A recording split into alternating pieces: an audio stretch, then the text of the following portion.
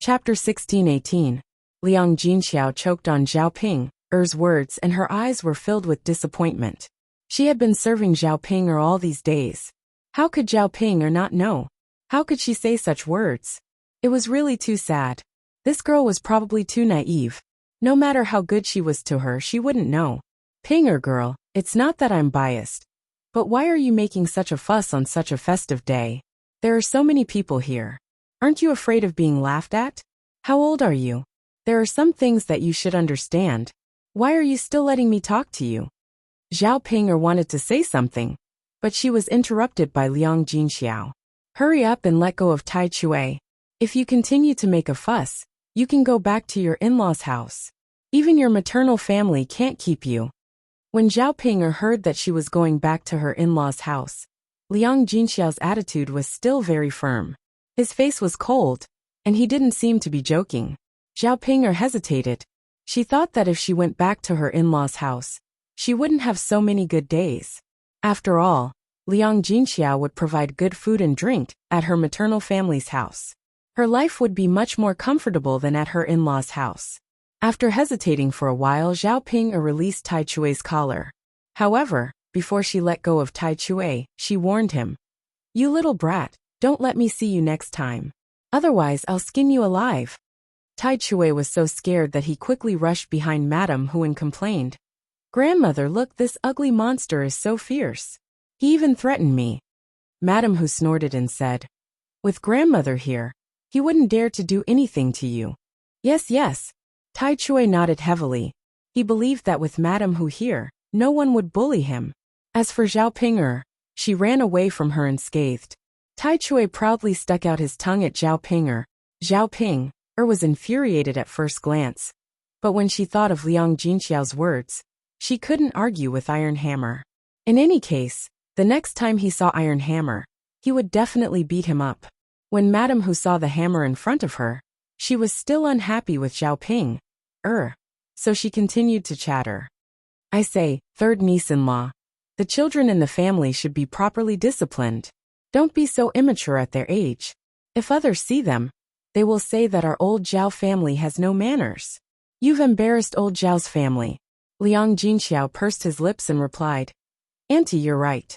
I'll take note of that. Madame Hu snorted. It's good that you know. After saying that, Madame Hu took the hammer and left.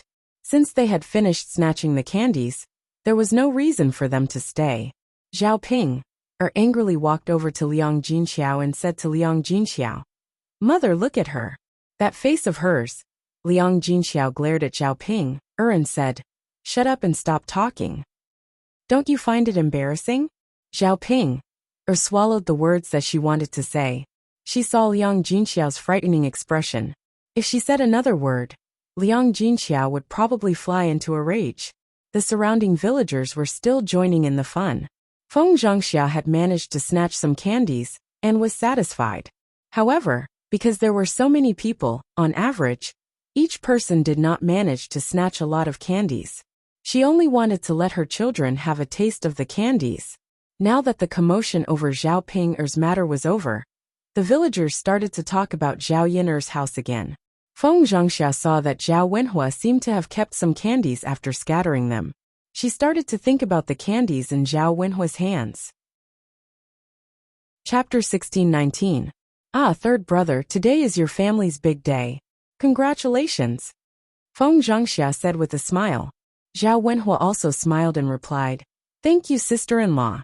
Haha, third brother, look. So many people came today to join in the fun. Your third branch is really proud. You built such a big house.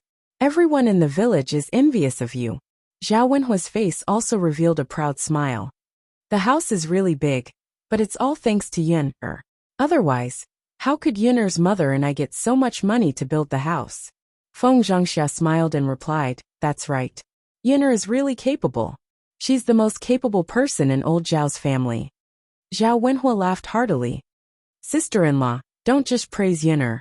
If we're talking about capability, who in old Zhao's family is more capable than Tianlong? When Tianlong's child becomes a provincial official in the autumn examination, he can become an official. Then you'll be the wife of an official. In our village, Only you have this good fortune. Don't you think so, sister-in-law? Speaking up to this point, Feng Zhangxia also felt proud, and a proud smile appeared on her face.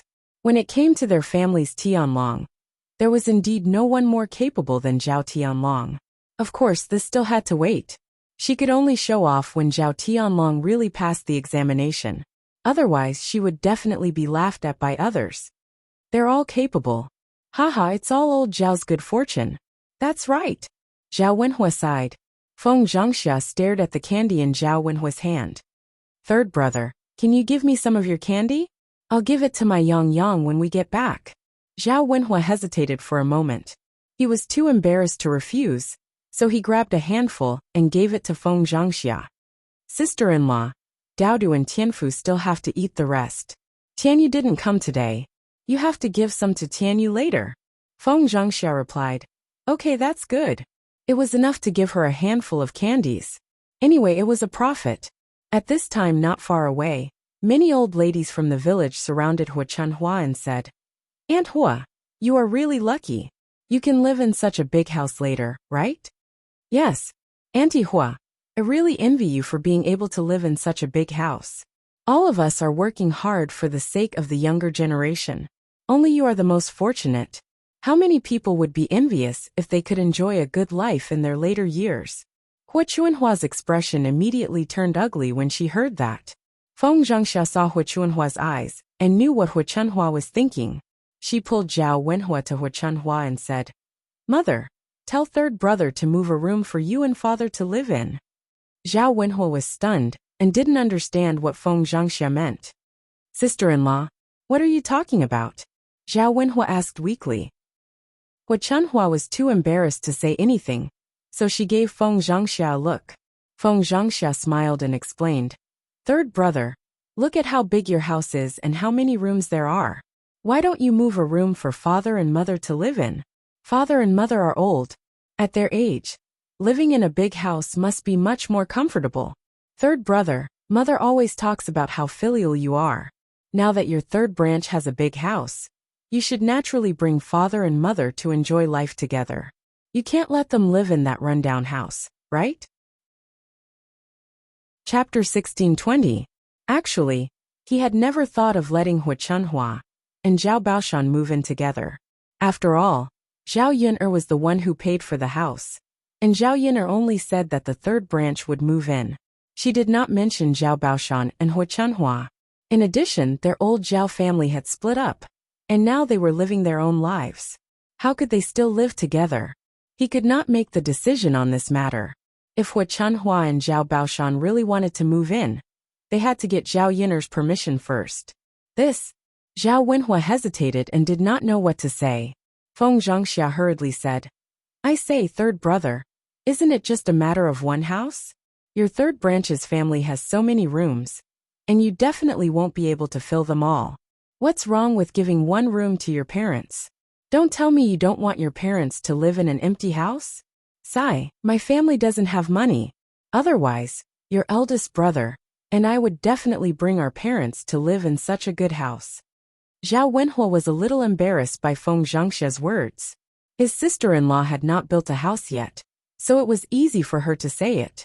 If she really built a house, he did not know what would happen. However, his family would build a house first and wait for Zhao Baoshan and Hua Chunhua to move in. Then his sister-in-law would continue building. Those two old people could not move from one big house to another, and they would not live with the first branch. However, Feng Zhangxia's words made him look too unfilial as a son. His parents had raised him up with great difficulty, and in the end, he could live in a big house and enjoy life. But he did not bring his parents along. But sister-in-law, Zhao Wenhua was about to explain something, but when Hua Chunhua saw Zhao Wenhua's unhappy expression, she angrily interrupted Zhao Wenhua and reprimanded Zhao Wenhua. Third brother, you are an unfilial son. When you were young, you were raised by your mother's feces and urine. When you grew up, you completely forgot about your mother, right? When the villagers heard this, they also scolded Zhao Wenhua. What? So old Zhao's third branch did not let Aunt Hua and Uncle Zhao live there? How can this be?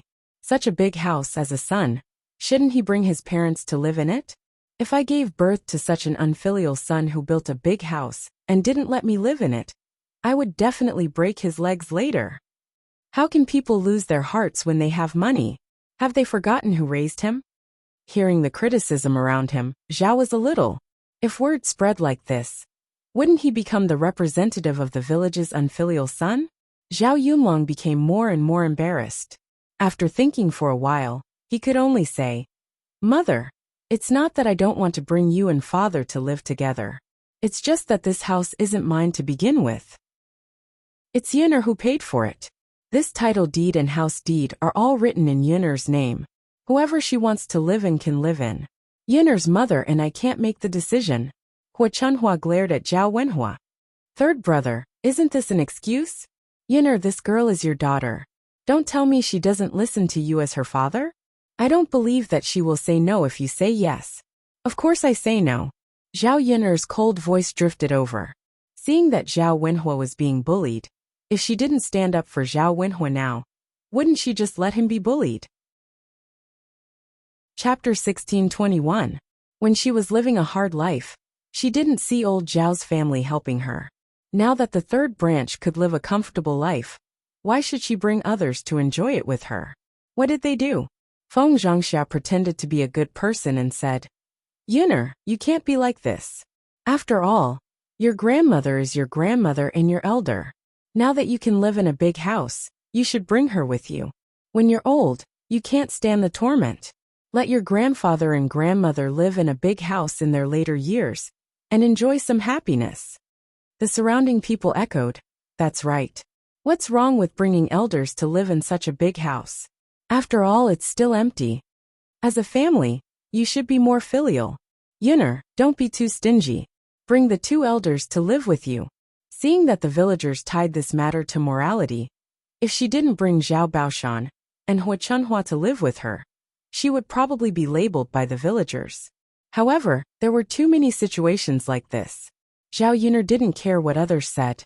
Anyway, she wouldn't agree or give in. "Eldest aunt, it's easy for you to say that. Back then, I was chased out of old Zhao's family. You know how much I suffered. At that time, you didn't care about me and even stabbed me in the back, making my life more difficult. Why didn't I see you do anything? Now that I'm living in a big house, it has nothing to do with old Zhao's family.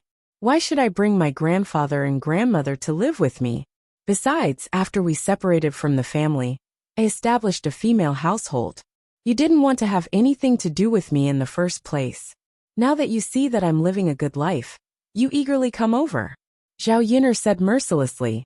Hearing this, Feng Zhangxia felt a little embarrassed, and Hua Chunhua's face turned red with anger.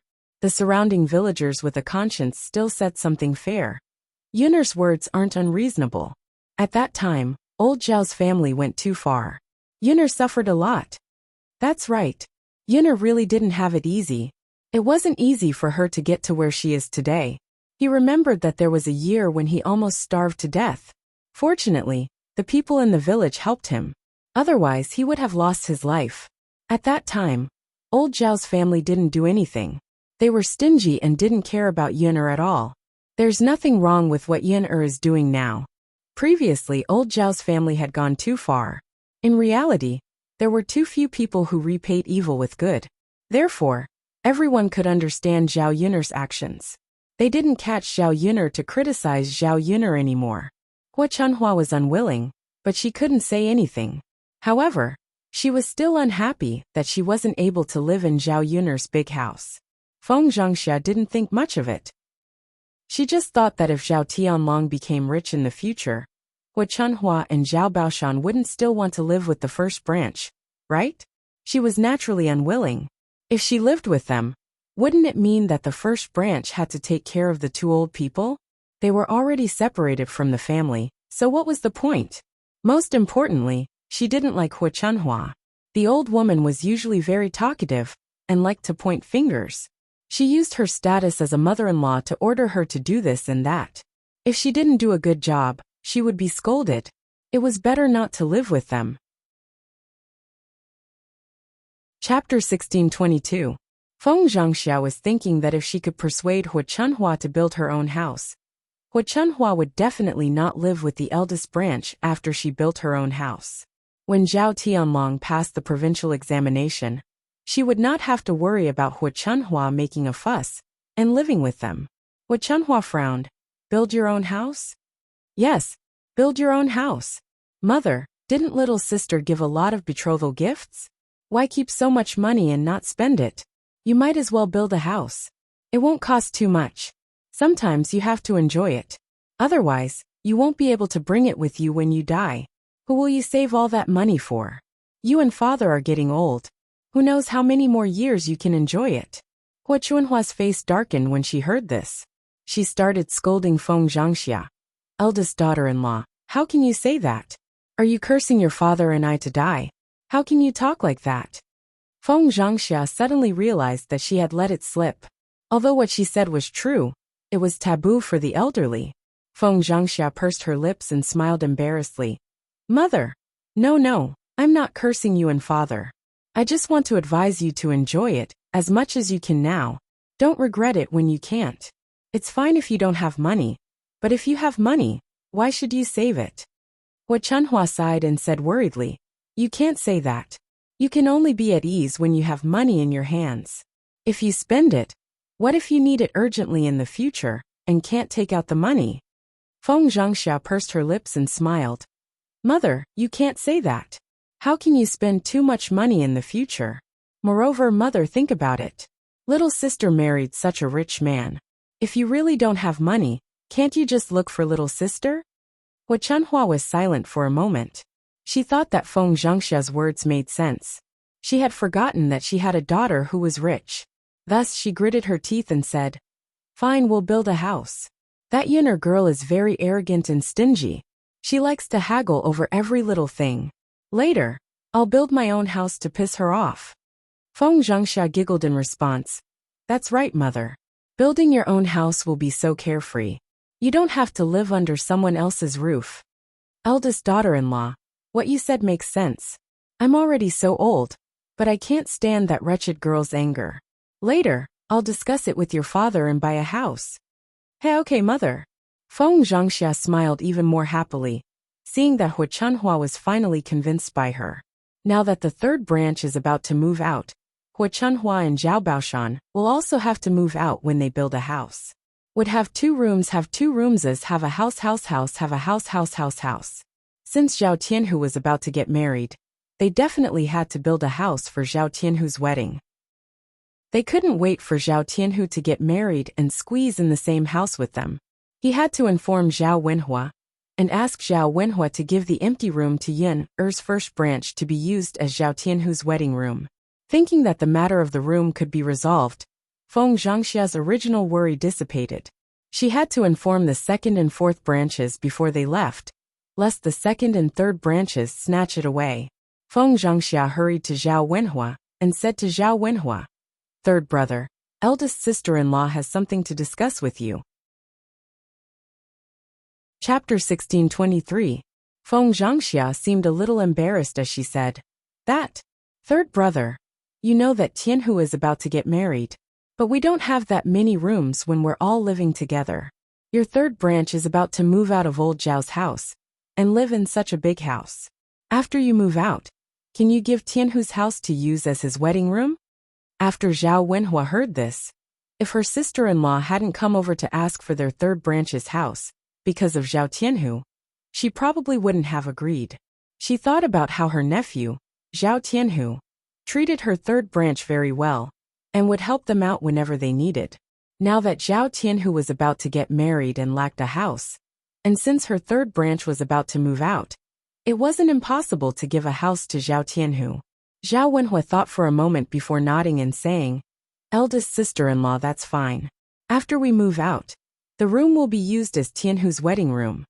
After hearing Zhao Wenhua's words, Feng Zhangxia happily thanked him and said, Third brother, thank you so much. Our Tianhu's wedding room problem is finally solved? Otherwise, I don't know how to get a house for him. Zhao Wenhua's mouth twitched. Eldest sister-in-law, you don't have to thank me. I'm not doing this for your sake. It's Tianhu who finally got married. As his uncle, I naturally have to help if I can. Feng Zhangxia's face was full of smiles. Then I still have to thank third brother. When we go back, help Tianhu decorate. Hee, the two children's wedding day is approaching. We have to prepare well. Zhao Wenhua responded. Yes, we have to prepare. The sooner we marry the girl, the sooner we can. But there's something on my mind. Tianhu isn't young anymore. Haha, that's right. Feng Zhangxia smiled and agreed. The villagers gathered in front of Zhao Yun'er's house for a while. Seeing that it was almost time for lunch, they began to disperse one by one. Zhao Yun'er looked at the house that had been built. Tomorrow, she would go to the town and bring back all the furniture. After that she would be able to move in. It had only been 2 days since they moved out of old Zhao's courtyard. When the time came to move into a big house, life would be much better. At the very least, they wouldn't have to squeeze into a small rundown house. After making do for a period of time, he finally got through it. Zhao Yun'er had purposely added another floor to the brick house to make it into a loft. Therefore, living in such a house would not be as stuffy as living in a small thatched cottage, because there was an extra floor above. He would not feel uncomfortable when he had to urinate, defecate, or heat stroke. As for tomorrow, after the furniture was brought back and the decorations were done, she would invite her family to have a banquet to celebrate. There was no need to invite anyone else for the banquet. Old Zhao's family was enough. This was the custom of the countryside. Liang Jinxiao and Zhao Wenhua had mentioned it before. It was not difficult to organize a simple banquet. She just had to buy more side dishes to maintain the meal. There was no need for the dishes to be too good. Some fish was already considered a sumptuous meal. The house was empty, and there was nothing to see. Zhao Yun'er called Zhao Wenshui and Liang Jinxiao back. On the way back, Zhao Ping'er looked at Zhao Yun'er with hidden bitterness. She wished she could rush up and fight with Zhao Yun'er. She also knew that she had not fully recovered from her injuries. It was probably impossible for her to deal with Zhao Yun'er. She could only grit her teeth and endure it. Chapter 1624. Since Liang Jinxiao ignored her, Zhao Ping'er panicked. Zhao Ping'er chased after Liang Jinxiao and asked, Mother, are you still angry with me because of what happened just now? Mother, don't be angry with me. This matter is not my fault alone. Wasn't it that brat Tietue who snatched it from me? Mother, look, I fell on my buttocks again. It hurt so much. I think it tore my wound. As Zhao Ping'er spoke, she tugged at Liang Jinxiao's sleeve and looked at Liang Jinxiao with an aggrieved expression. If it weren't for the fact that there were people around, she would have taken off her pants and exposed her buttocks for Liang Jinxiao to take a look. She wasn't lying. She was seriously injured. Liang Jinxiao glanced at Zhao Ping'er. Zhao Ping'er's words still showed no signs of repentance. Liang Jinxiao felt that she had done nothing wrong. This made Liang Jinxiao feel very tired. What she feared the most was Zhao Ping'er's unrepentant attitude. How could she forgive her easily if she didn't even know what she had done wrong? This girl, she had spoiled her too much and treated her too well. That was why she had developed such an insensible character. Sometimes, she didn't know what she should do and what she shouldn't do. You should reflect on yourself. Liang Jinxiao pulled her sleeve out of Su Er's hand.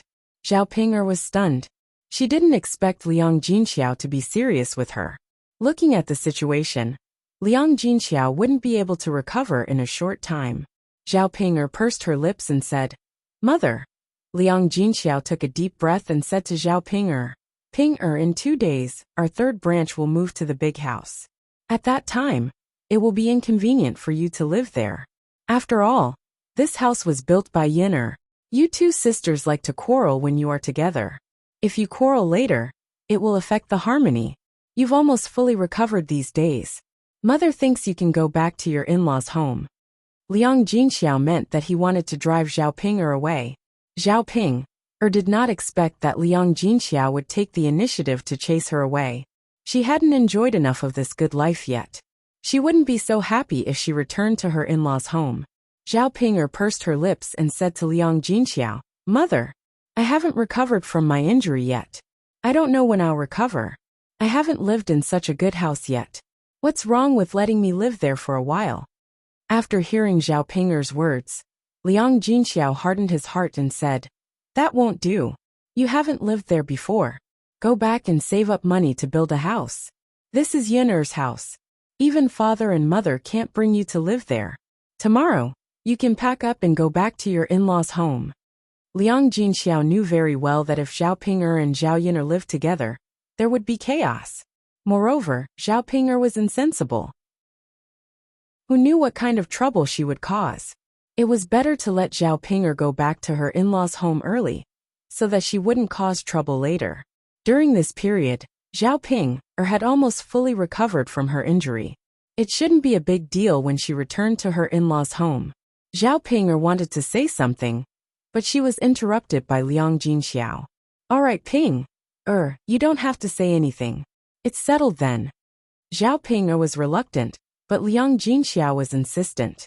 This was the first time his attitude was so unyielding. There was nothing she could do. She could only say, all right then. Mother, but I'm going back tomorrow. You have to cook a good meal for me today, right? I don't know how long I'll have to wait before I come back. Chapter 1625. Upon hearing Zhao Ping'er's words, Liang Jinxiao frowned. She had indeed promised Zhao Ping'er that she would kill a big rooster and fry it for her to eat.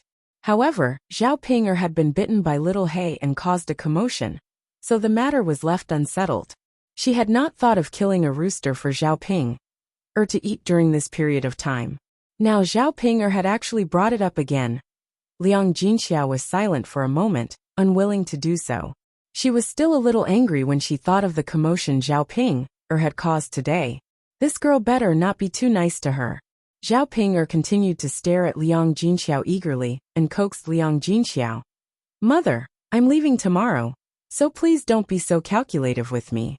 When I return to my in-laws' house, I won't have such good food to eat, so I'll definitely miss our family's food. Mother, can't you satisfy me before I leave? Liang Jinxiao did not say anything. Zhao Ping'er tugged at Liang Jinxiao again and said, Mother, you can't go back on your word. Seeing Zhao Ping'er pestering her like this, Liang Jinxiao felt a little helpless. She knew that if Zhao Ping'er did not get to eat, she would probably make a fuss again. Thinking that Zhao Ping'er would be leaving tomorrow, this rooster would be a farewell gift for Zhao Ping'er. Zhao Ping'er would definitely not have anything good to eat when she returned to her in-laws' house, so her life would be miserable. Liang Jinxiao sighed and said, All right then, Ping'er girl, I'll catch a big rooster for you to eat tomorrow. Mother, aren't we going to have a chicken dinner tomorrow, when we enter the house? If there's something else to eat, why would we eat a big rooster? Liang Jinxiao frowned and said to Zhao Ping'er, what do you mean? If you don't know how to eat rooster and leave, what chance do you have to eat it? Zhao Ping'er licked her lips and replied with a grin. Mother, why don't we eat it today? It just so happens that there aren't any good dishes today. Because the men who had been working had finished their work and gone back. When the workers were here, the third branch had to prepare some good dishes. Now that the workers were gone, the third branch naturally didn't have to prepare such a sumptuous meal. At noon, he casually prepared some food to deal with it. The quality of the food immediately dropped by a lot. Zhao Ping'er missed the days when the workers were still around. At least she could eat a lot every day and live a happy life. Thinking about all kinds of delicious dishes, Zhao Ping'er could feel her mouth watering. Then she couldn't help but swallow. Liang Jinxiao said, Ping'er girl, how can we roast a big rooster today? We let the rooster out in the morning when we woke up. Or can we catch a chicken and roast it? Mother, I'll go back and look for it later. When I find it, I can catch it and roast it, right? Can you catch it? Mother, if I can't catch it, then I won't eat it. But if I catch it, you have to cook it for me tonight, okay? All right then. If you can catch it, I'll cook it for you tonight. If not, we'll talk about it later. Okay. Zhao Ping'er agreed eagerly. When she thought of the fragrance of the braised rooster, she craved it even more. Even if she was going home, it was a good thing that she could eat a good meal before going home. Otherwise, when she thought of the family Qin food, Zhao Ping'er would stay at old Zhao's house and refuse to leave. Life had been difficult these days. She hadn't been able to earn money in Sun City. Her body couldn't take it anymore. And Ma Xiaofeng also had to stay at home to recuperate. They could only set up a stall to sell breakfast in Sun City after both of them had recovered. Chapter 1626. Zhao Ping was worried that not only would the family Qin refuse to serve her, but they would also mock and ridicule her. Their attitude would be very bad. If that happened, how would she be able to live happily in the family Qin? The thing she hoped for the most now was for her and Ma Xiaofeng to get better quickly. Then, she could set up a stall in Yang City to sell breakfast and earn more money back. After talking to Zhao Ping, Liang Jinxiao did not continue to talk to Zhao Ping. His attitude remained cold and indifferent.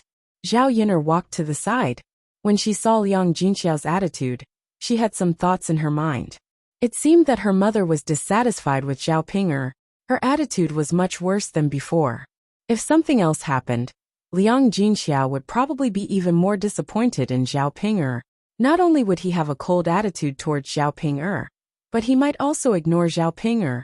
Zhao Yin naturally hoped that they would not interact with each other for the rest of their lives. However, what could make Liang Jinxiao so estranged from Zhao Ping? It had to be something big. Zhao Yin rubbed her chin and thought for a while. Unfortunately, she could not think of anything at the moment. However, the change in Liang Jinxiao's attitude towards Zhao Ping had already made Zhao Yin feel gratified. She believed that as long as she gave some advice to Liang Jinxiao would definitely understand. As for Zhao Ping, she eagerly rushed back to old Zhao's house and looked for the rooster around old Zhao's house. Once she found it, she had to catch it to bring it back and cook it. Most of the chickens in the countryside were free-range. Sometimes, there was not much food for the chickens to eat. If the chickens were released, they could find some wild vegetables and insects to eat. This way they could save a lot of food.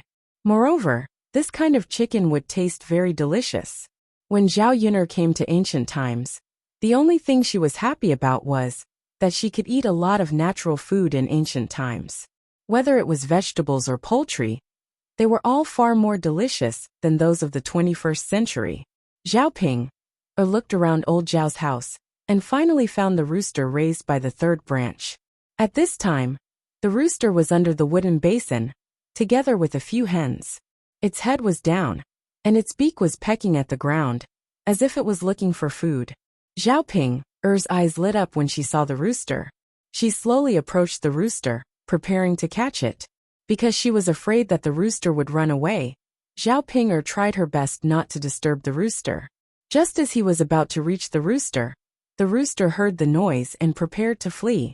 Zhao Ping was afraid that if the rooster ran away, she would be caught again, so she rushed towards the rooster.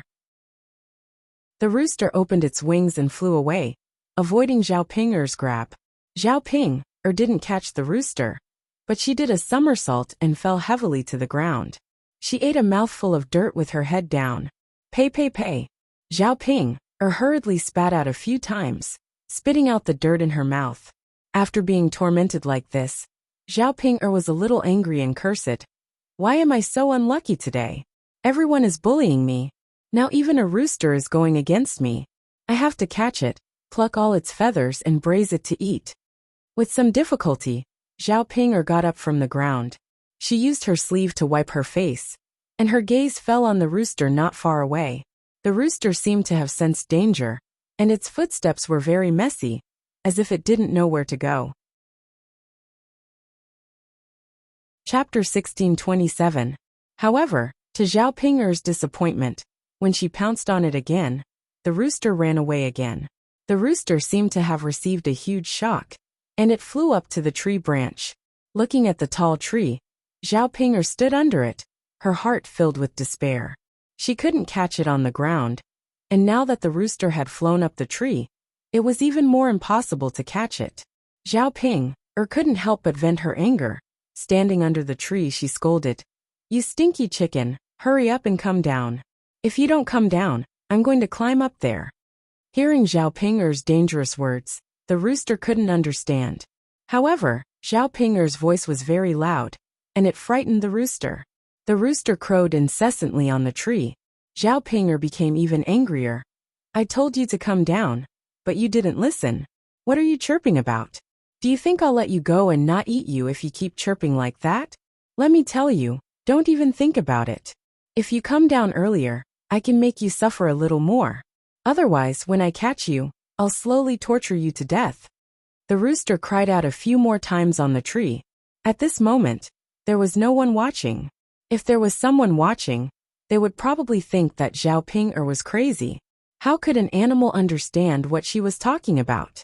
The result of an animal not being able to understand human language was that any kind of terrifying threat would be useless.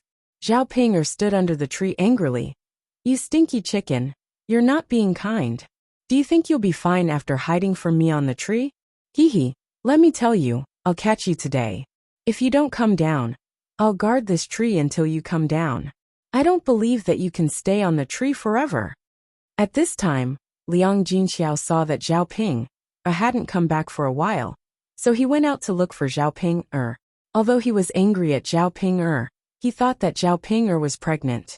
If the child in her belly was hurt, it would be a big problem. When he found Zhao Ping, he saw Zhao Ping standing under the tree. The rooster was on the tree, and it was crying out as if it was greatly frightened. Liang Jinxiao saw this situation and frowned. He said to Zhao Ping, "Since the rooster has run up the tree, I don't think we can catch it today. Let's forget it." Zhao Ping felt that Liang Jinxiao must be reluctant to let the rooster go. She was afraid that if she missed this opportunity, it wouldn't be easy to eat it next time. She stubbornly refused. "No, mother, I must catch this chicken today." Liang Jinxiao saw that Zhao Ping began to be willful again, and he was displeased. "You child, why do you have to be so stubborn?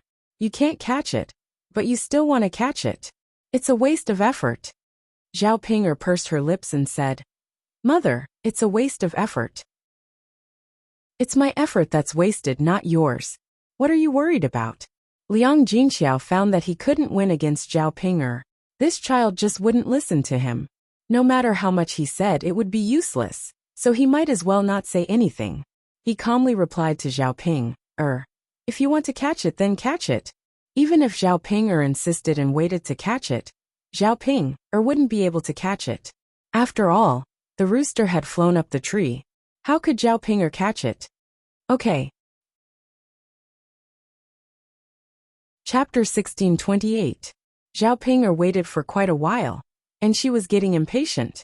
"You stinky chicken, I told you to come down. Did you hear me? That's not a favor." Zhao Ping scolded angrily. The rooster on the tree continued to caw at Zhao Ping. Zhao Ping felt that it wasn't a good idea to continue waiting like this. If the rooster continued to stay on the tree, how long would she have to wait? It was quite tiring for her to stand guard under the tree. Zhao Ping frowned. She stared at the rooster on the tree and thought for a while. In the end, she said, "Fine, if you don't want to come down, I have plenty of ways to make you come down."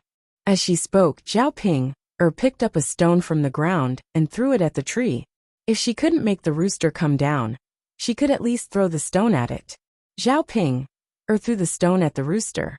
As expected, when the rooster saw the stone falling towards it, it was so frightened that it shook its wings. However, it didn't come down from the tree. The rooster was probably very smart. It knew that if it came down from the tree, it would be worse than staying on the tree. Zhao Ping would definitely chase after it. Zhao Ping continued to pick up a few more stones and threw them at the tree. The rooster nimbly dodged them. Zhao Ping was a little annoyed. She couldn't get the rooster to come down after throwing so many stones. What should she do? Just as Zhao Ping was in a daze, a black, sticky thing suddenly fell from the tree. This thing fell on Zhao Ping's face. Zhao Ping touched her face. When her hand came into contact with the sticky thing, her brows tightly knitted together. She quickly used her sleeve to wipe her face. She rubbed her hand on the ground to get rid of the sticky thing. However, when she smelled it again, it still smelled bad. Zhao Ping felt a wave of nausea rising from her stomach. She retched and cursed at the rooster on the tree. "Smelly chicken, you've got guts. You actually dared to shit on me. I think you're tired of living. Come down, hurry up and come down." Zhao Ping stomped her feet angrily under the tree, but there was nothing she could do. He had scolded him and smashed him with rocks, but the rooster still refused to come down.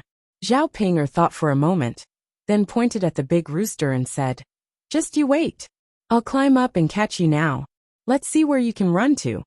With that, Zhao Ping rolled up her sleeves and prepared to climb the tree. As a child, Zhao Ping often climbed trees, so she had some skills in climbing trees. However, after she grew up, she did not continue to climb trees. With the foundation battle experience from when she was a child, she should not be too bad at climbing trees. Zhao Ping tried to climb. Although it was a bit difficult, after climbing halfway, Zhao Ping suddenly fell down. The tree trunk was still a bit slippery. In addition, Zhao Ping's body was heavy, so she slid down from the tree. She wanted to climb up again, but she could not climb up again. This fall was not light. It hurt so much that Zhao Ping gritted her teeth. Today, she did not catch the rooster. Instead, she got injured all over. It was really not worth it. Zhao Ping's, but was already seriously injured when she fell to the ground because of Hu Shi's push. This time, it was one disaster after another. Zhao Ping was in so much pain that a layer of cold sweat appeared on her forehead. I'm so angry. I'm so angry. Zhao Ping struggled to get up and cursed. Chapter 1629. Zhao Ping staggered back. With every step she took, she felt the wound on her buttocks tug painfully. This was even more unbearable than when Xiao He had bitten her. The most painful part was that the original wound had not healed yet. Now the wound was getting worse. Now not only was it painful, but there was also a heart-wrenching itch in the midst of the pain. Zhao Ping felt really uncomfortable. Mother, Zhao Ping yelled for Liang Jinxiao the moment she returned to old Zhao's courtyard. Usually, whenever she had a minor illness or pain, she would count on Liang Jinxiao to take care of her. This time was no exception. When she arrived at old Zhao's courtyard, Zhao Yin'er also came over. Zhao Yin'er and Liang Jinxiao were busy working together. The two of them were chattering away, but she did not know what they were talking about. When she got closer, she heard that Zhao Yin'er was going to organize a banquet tomorrow, and was discussing with Liang Jinxiao about tomorrow's matters. The two of them were talking and laughing, not paying attention to her at all. Zhao Ping looked at Liang Jinxiao in dissatisfaction. She had called out so many times, but Liang Jinxiao did not respond to her at all. Instead, he was talking and laughing with Zhao Yin'er. Zhao Ping leaned over and complained to Liang Jinxiao. Mother, I called out to you. Why did you ignore me? Liang Jinxiao raised his eyebrows and glanced at Zhao Ping. He replied indifferently. I didn't hear you call out to me just now. Why did you call out to me? Zhao Ping pouted and said aggrievedly. Mother, you don't care about me at all. You only know how to talk to Yin'er. I shouted so loudly, but you didn't even hear me. Liang Jinxiao said unhappily. Ping, how can you say that? Mother really didn't hear you. I didn't do it on purpose. Mother. Zhao Ping felt even more aggrieved. She pointed at her buttocks and said, Mother, my buttocks are hurt. It hurts so much. I think the wound has split open. Liang Jinxiao frowned for a moment. He was not as concerned about Zhao Ping as before. Instead, he asked, Why did you hurt your buttocks? Zhao Ping lowered her head and muttered, Mother, it's all because I wanted to catch that stinky chicken. I was going to climb up the tree to catch it. Who knew that I would fall down the tree halfway and hit my buttocks? Today, young mistress pushed me and I fell down. These two falls added together, so my buttocks. Liang Jinxiao looked at Zhao Ping with disappointment. I said that you deserved it. I told you not to catch it, but you didn't listen. Look at what happened now. You hurt your buttocks too. Mother, that stinky chicken pooped on my face, so I climbed up the tree to catch it. Otherwise, I wouldn't have caught it. It's all that stinky chicken's fault. Mother, you can't just blame me. Liang Jinxiao shook her head helplessly. She did not know how to reprimand her daughter. It was bad enough that she argued with a child just now. Now she was arguing with a chicken. She did not know what she would argue with later. Every time she tried to persuade her, she would stubbornly insist on doing things her own way. When she suffered, she would complain in front of her. What could she do? If she had listened to her, things would not have turned out this way. Don't talk to me anymore. If you're hurt, you can deal with it yourself. But I'm not a doctor. What can I do? Liang Jinxiao said coldly and ignored Zhao Ping. Mother. Chapter 1630. Mother, why don't you care about me at all? I've already become like this. Mother. After Zhao Ping called out a few times, Liang Jinxiao didn't continue to pay attention to Zhao Ping. Zhao Yin looked at Zhao Ping and then looked at Liang Jinxiao. Seeing that Liang Jinxiao lowered his head and steeled his heart to ignore Zhao Ping, his attitude was very firm. Compared to his previous gentle temperament, there were some changes. Of course, this was something worth celebrating for Zhao Yin. If Liang Jinxiao continued to be obedient to Zhao Ping, she didn't know what Zhao Ping would do to him in the future. If this continued, it wouldn't be a good thing for her. After all, if Liang Jinxiao happened to live with her in the future, what would be the point of dragging Zhao Ping along? After Zhao Ping called out a few times, she was so angry that she stomped her feet. Mother, how can you be like this? Zhao Yin's mouth curved into a smile, and she said sarcastically, Ping Jie, what you said is really heartless. Don't tell me that mother doesn't care enough about you? This time, you looked for trouble and hurt yourself. What can I do to you?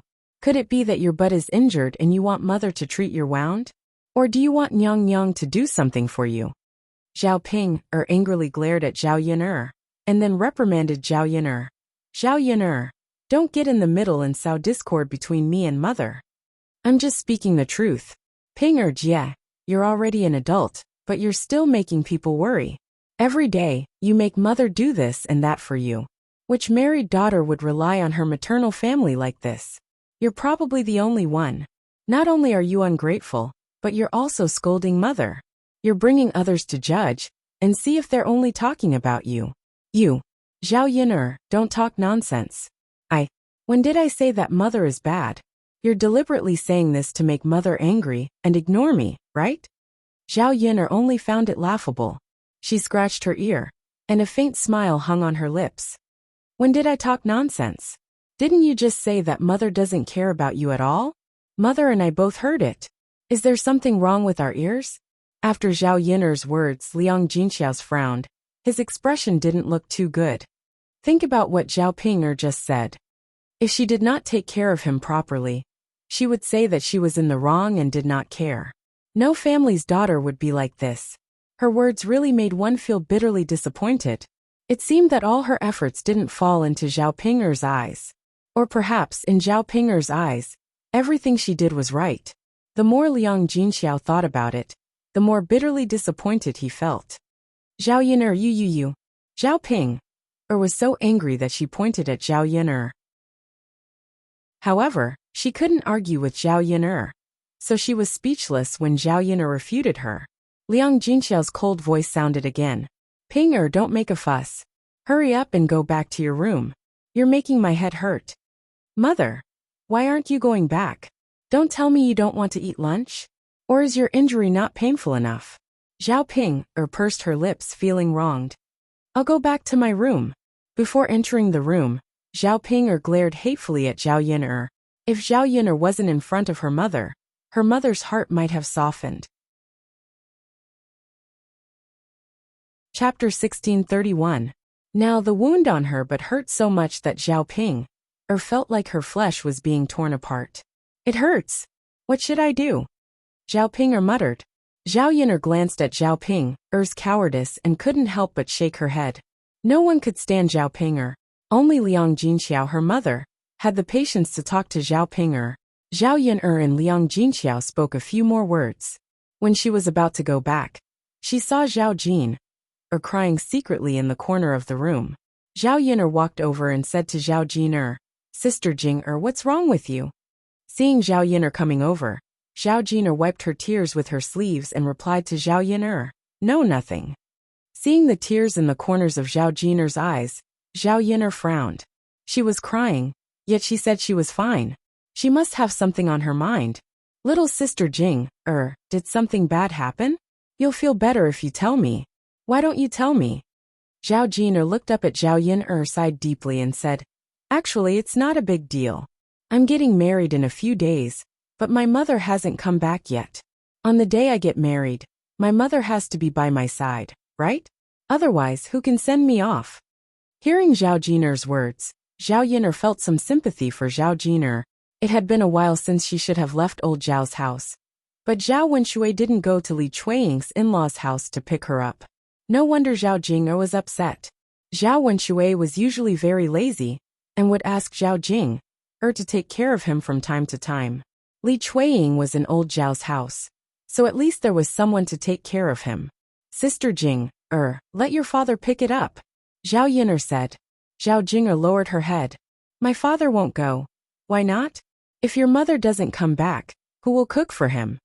Speaking of this, Zhao Yin'er told her about every leftover meal from Liang Jinxiao. After listening, Zhao Yin'er finally understood. He was wondering how Zhao Wenshui could stand not having anyone to cook for him and serve him. It turned out that his cheap mother had cooked a lot. The third household provided him with good food and drinks every day. So how could Zhao Wenshui possibly think of Li Chuiying? If she wanted Zhao Wenshui to take the initiative to ask Li Chuiying to come back, she would have to ask her mother to cut off Zhao Wenshui's food. Zhao Wenshui would probably have to go to Li Chuiying obediently in a few days. Zhao Yin'er patted Zhao Jing'er's shoulder and said, Sister Jing'er, don't worry. I have a way to make your mother come back. Really? Zhao Jing'er asked expectantly. Yes, I should be able to. I have to try. Zhao Jing'er gratefully tugged at Zhao Yin'er and said, Yin'er, thank you. You're welcome. Zhao Yin'er smiled. As Zhao Yin'er spoke, she turned to talk to Liang Jinxiao. Only then did Liang Jinxiao realize the serious consequences of his actions.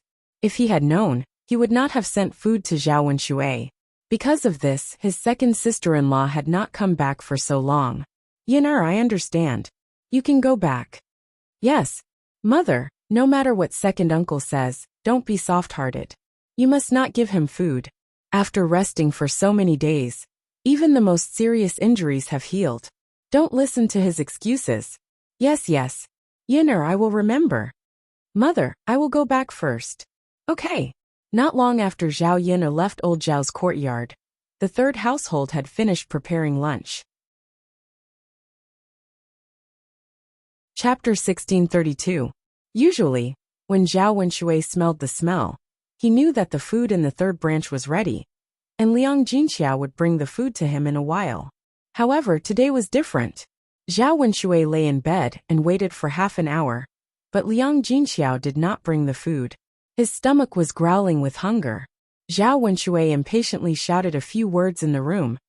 Third sister-in-law, third sister-in-law, third sister-in-law, third sister-in-law, why don't you answer me? After shouting for a while, Zhao Wenshui did not see Liang Jinxiao come in. In the end, Zhao Wenshui had no choice. He ordered Zhao Jing, who was beside him, and said, Jing'er, go to your third aunt's room and shout. Why didn't she answer me after I shouted for so long? Zhao Jing was a little reluctant to go and shout for Liang Jinxiao. After hesitating for a while, Zhao Wenshui urged her. Jing'er, why are you still in a daze? Go quickly. Zhao Jing'er murmured. Father, haven't you recovered from your injuries? Why don't you go and call for third aunt yourself? Why do you insist on me going? Zhao Wenshui glared at Zhao Jing. Why are you so insensible? If I go, won't I be exposed? When your third aunt sees that I've recovered from my injury, will she still send me food? Father, why are you like this? You're already so old, yet you're still lying. Zhao Jing muttered in dissatisfaction. You wicked girl. What are you talking about? I asked you to go, but you didn't go. Now you're counting on me. Zhao Jing curled her lips. Father, I'll go, okay? Zhao Jing was afraid that Zhao Wenshui would nag at her in the room, which would be annoying. Zhao Wenshui stopped talking about Zhao Jing and waved his hand. Go quickly. Zhao Jing sighed, went to the third branch's room, and called for Liang Jinxiao. After Liang Jinxiao entered the second branch's room, she asked Zhao Wenshui, Second brother, why did you ask me to come here? Zhao Wenshui's face suddenly darkened. Liang Jinxiao did not know why he asked her to come here. It seemed that she had completely forgotten. Zhao Wenshui coughed softly and reminded her. Third sister-in-law, did you forget one thing today? Liang Jinxiao frowned and rolled her eyes. What's the matter? Second brother, just tell me directly, I can't remember. Zhao Wenshui's mood immediately became even more uncomfortable. Did she have to say it? Couldn't Liang Jinxiao think for herself? I say, third sister-in-law, Did you forget to bring me lunch today? I waited for a long time, but it didn't come. I'm starving. Hurry up and get me something to eat now. Liang Jinxiao smiled awkwardly. Well, second brother, I'm sorry. I just ate at home, and there are no leftovers, so I can't bring you any more. Hearing Liang Jinxiao's words, Zhao Wenshui was stunned.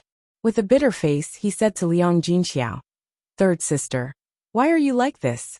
Didn't you promise to bring me food every day when I was recuperating? Why did you bring me food every day? Why did you suddenly stop today? Chapter 1633. Liang Jinxiao smiled awkwardly and said, Second brother, I did say that before, but that was when your injuries were not healed. Now that your injuries have healed, you naturally don't need me to give you food. Zhao Wenshui was slightly stunned, and his face turned even uglier. He stuttered back to Liang Jinxiao. Third sister-in-law, what nonsense are you talking about? When did my injuries heal?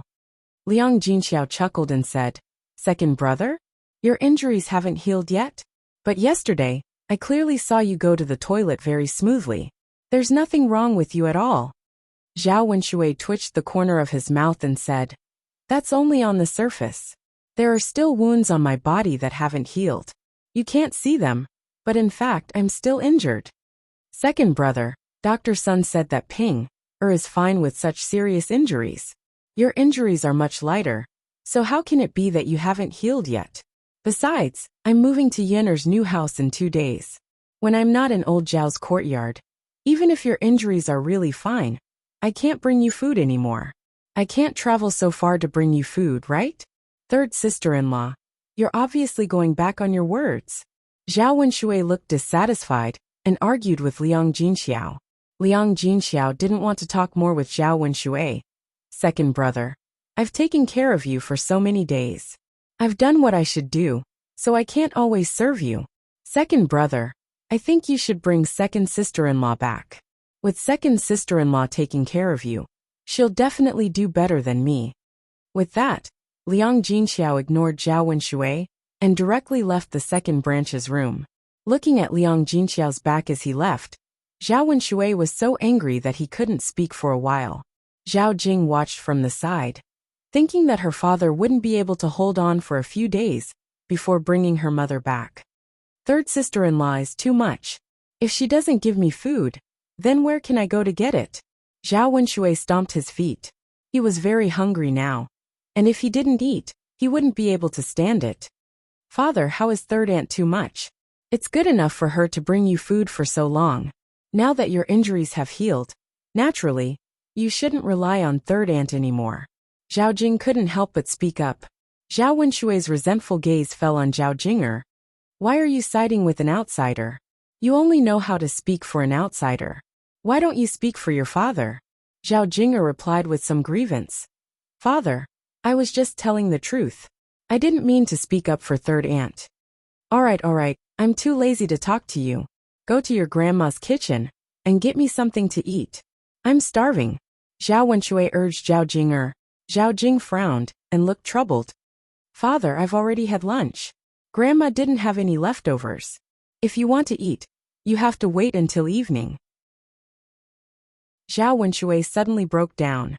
What? You said your grandma also finished eating? Is she okay at all? It's good to have rice balls to fill the stomach. Father, there's really no leftovers, Zhao Jing said. Zhao Wenshui's face was bitter as he muttered.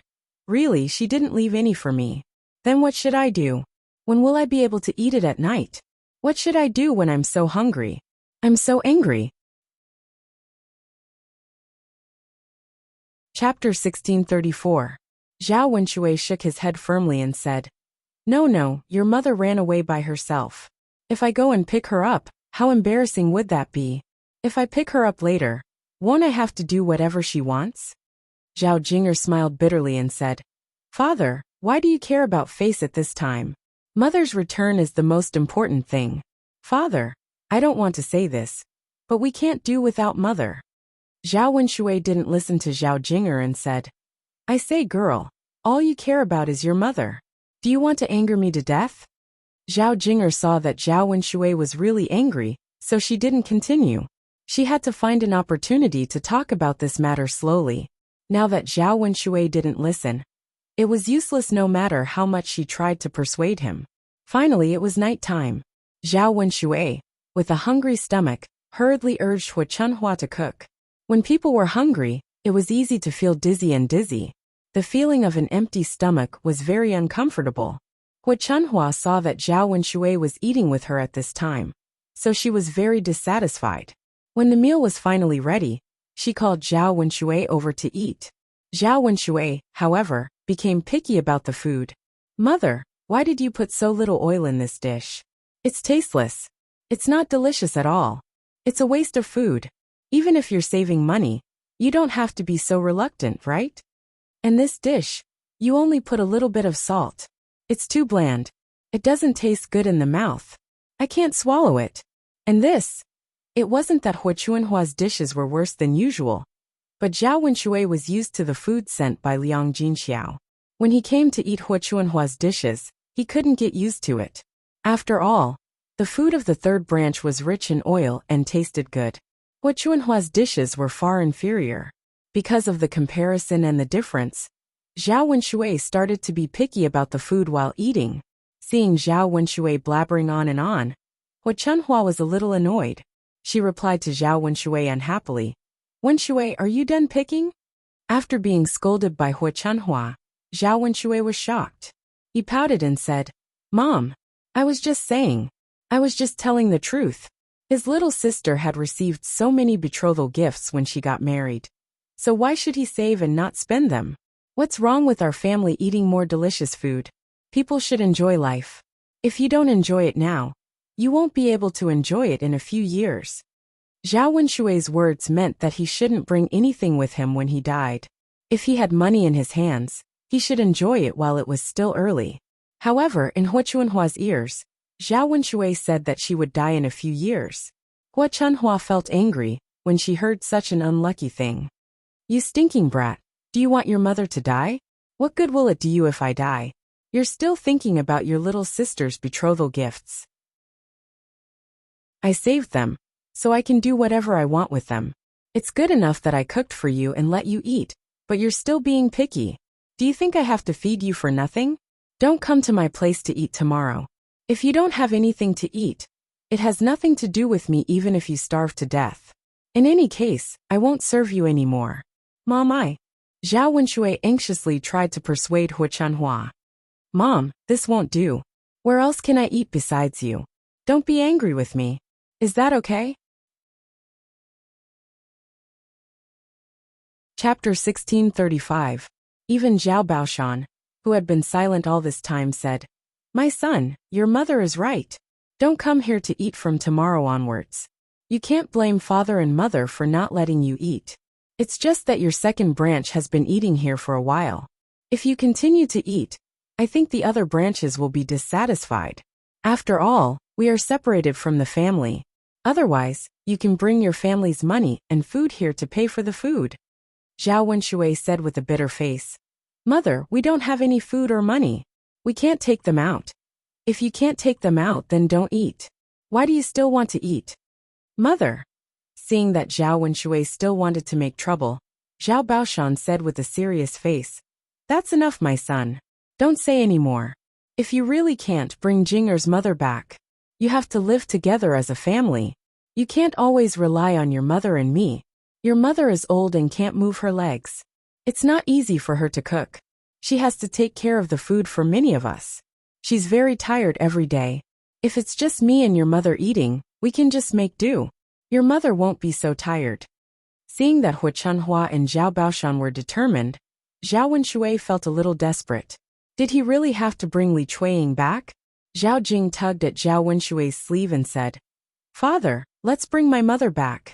I don't know how to cook. We won't have anything to eat tomorrow. Tianyu and I can't starve." "Father, I don't want to starve. I miss my mother. Please bring her back." Zhao Tianyu also begged. Although he didn't think that his mother was very good before, after his mother left, when he followed Hu Chunhua to ask for food, Hu Chunhua's attitude towards him was always cold and indifferent. She didn't give in to him at all. With such a comparison, Zhao Tianyu began to miss the time when Li Chuiying was still around. Basically, Li Chuiying would try his best to satisfy whatever he wanted. Second brother, Jing, Er's mother has been gone for a while. I guess her anger has subsided. Go and pick her up tomorrow, and she will probably agree to come back with you. After listening to their persuasion, Zhao Wenshui's heart wavered. Although he said that he didn't care if Li Chuiying came back or not, he missed him in his heart. That woman was not good in many ways, but she was still a woman. She could serve him during the day and sleep with him at night. It had been a while since he touched a woman. Zhao Wenshui felt something stirring in the depths of his heart. Suddenly, he missed the taste of a woman, and the thing below him involuntarily hardened. She couldn't wait to push Li Chuiying down on the bed and give him a good beating. Zhao Wenshui swallowed his saliva and said, "All right then. Jing will come with me tomorrow. Let's go to her mother's house and pick her up." With Zhao Wenshui's words, Zhao Jing'er's originally gloomy mood dissipated. She only hoped that Li Chuiying could be brought back tomorrow.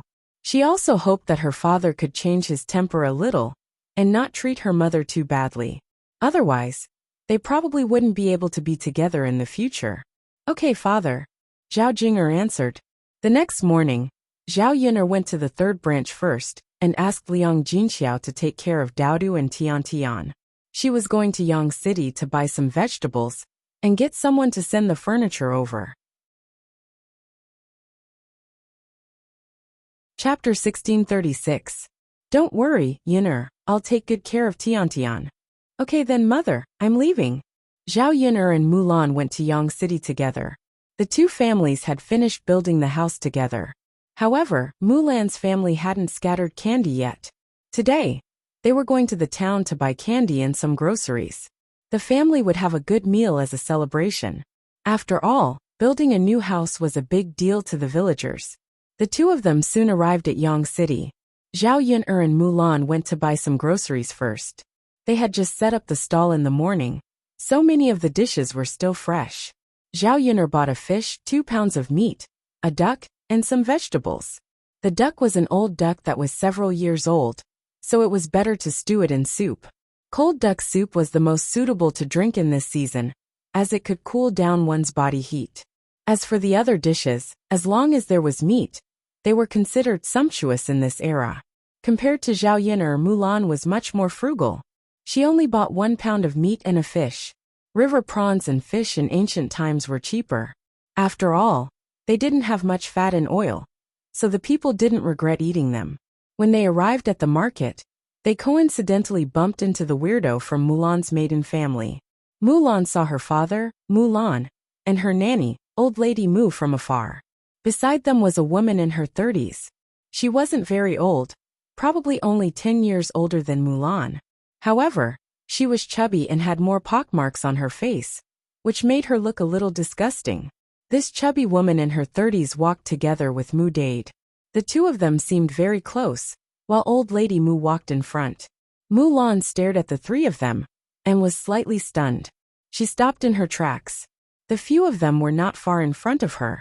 They were buying groceries at the market. When they arrived at the meat stall, they looked around and didn't know whether to buy or not. Old lady Mu was talking to the butcher, probably discussing the price. Seeing that Mulan had stopped, Zhao Yun'er asked Mulan, "Sister-in-law Mulan, what's wrong with you?" Mulan looked a little downcast. She pointed at the three people in front of her and said, "Yun'er, that's my father and grandmother." Zhao Yun looked in the direction that Mulan was pointing at and frowned slightly. Mu clan? No wonder Mulan was in a bad mood. The people of the Mu family were very strange. They even wanted to sell Mu Hin. They did not treat their daughter as a human being at all. Fortunately, Mu Hin had gotten rid of the Mu family. Otherwise, who knew what would have happened?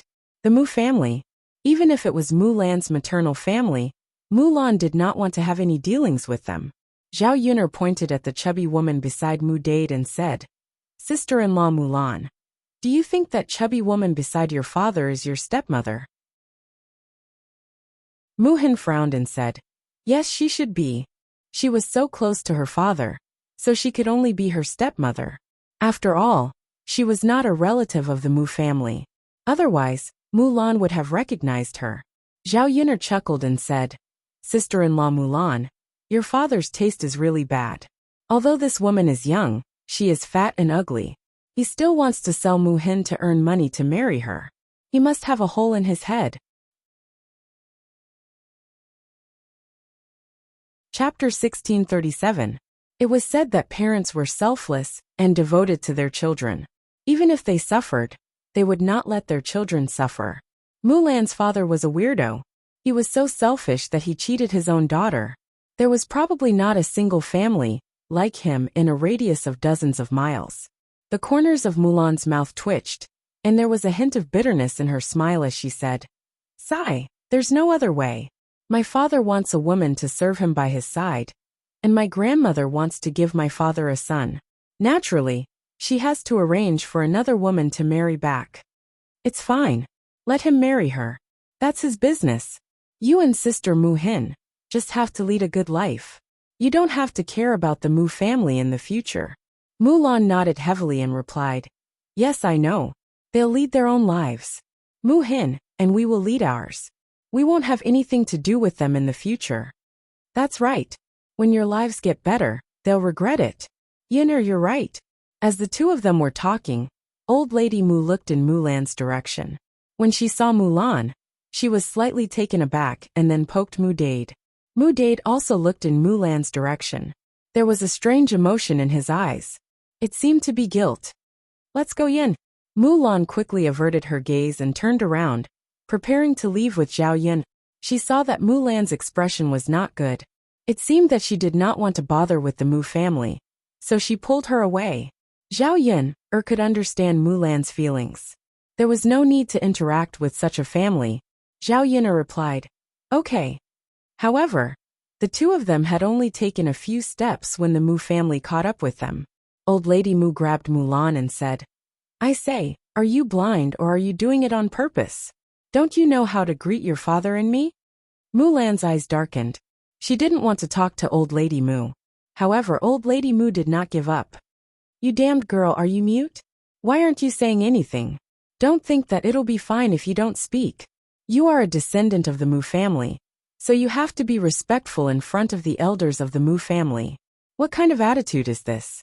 What do you mean?" Old Lady Mu pulled Mulan's clothes and scolded her fiercely. Mulan frowned in disgust. "Are you done talking? If you're done, then let me go." Zhao Yun'er watched from the side. She was disgusted by the Mu family. Where did they get the face to be so arrogant in front of Mulan? Hearing Mulan's words, old Madame Mu became even angrier. "What are you talking about? Now that she's married into her husband's family, her maiden family doesn't recognize her anymore?" Mulan felt that Old Lady Mu was somewhat inexplicable. Not only did she run up to her and shout, but she also said such words. What did she mean? She didn't understand at all. Zhao Yun'er couldn't listen anymore. No wonder the Mu family could sell Mu Hin for money. With this quality, what couldn't they do? "Grandma, what do you want me to say? What's there to say?" Mulan sighed helplessly and asked Old Lady Mu faintly, "I say, girl, your words are really irritating. Is it so difficult to say hello?" Old Lady Mu said angrily, "Grandma, what's the purpose of saying hello? Is it necessary? You guys just live your lives well. My father has already remarried. I don't want to disturb him, so as to not appear in front of you and annoy you."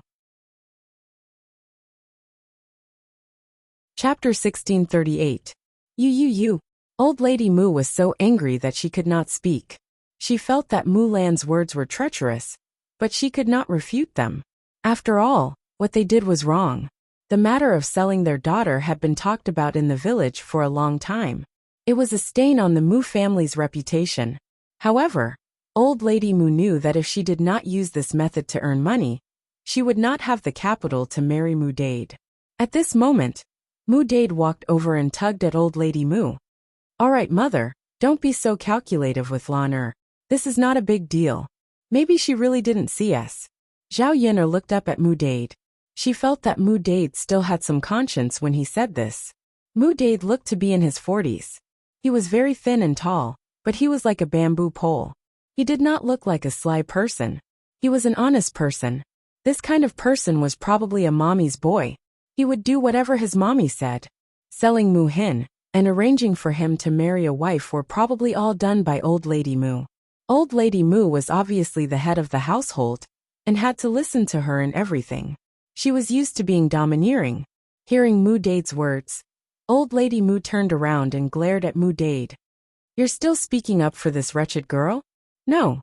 You're still denying it. What's so precious about a daughter? How can you use her to protect her?" Old Lady Mu muttered. Mu Dade looked at Mu Lan apologetically and did not continue speaking. "Father, grandmother, if there's nothing else, I'll leave first. I still have to go back home to work." Mu Lan was very annoyed when facing Mu Dade and Old Lady Mu. She did not want to continue being entangled with them. When she went back, she would not have to face Mu Dade and Old Lady Mu. Naturally, she would not be so annoyed. However, Old Lady Mu continued to block Mu Lan. "Why are you in such a hurry to go back? What's the matter?" Seeing the vegetables and meat in Mu Lan's basket, Old Madame Mu's brows knitted together, her expression grave. My granddaughter is rich now. It's not the new year, but she can actually afford to buy meat to eat." Mu Lan saw that Old Lady Mu was staring at the basket in her hand, so she quickly hid the basket behind her back. She said to Old Lady Mu indifferently, "Grandmother, aren't you living a good life too? Weren't you also preparing to buy meat at the meat stall?" The corner of Old Lady Mu's mouth twitched. "We still can't bear to buy it. Even if we want to buy it, we won't be like you, weighing a caddy all at once." Mu Lan didn't know what to say when Old Lady Mu came. She just wanted to buy a jean of meat, but in Old Lady Mu's eyes, it was like something shameful. "That's enough, mother. You don't have to say any more. I think Lan is just going to buy a meal of meat to eat for the children at home to nourish their bodies. What's there to say?" Mu Della pulled Old Madame Mu and persuaded her. Old Lady Mu snorted softly. I know. But Dade, I think your eldest daughter is living a good life now and has money in her hands. That's why she can come and buy meat." Back then, she also took out the 5 taels of silver at once. "Since she's living a good life, I don't see her buying anything to be filial to you. You raised her in vain."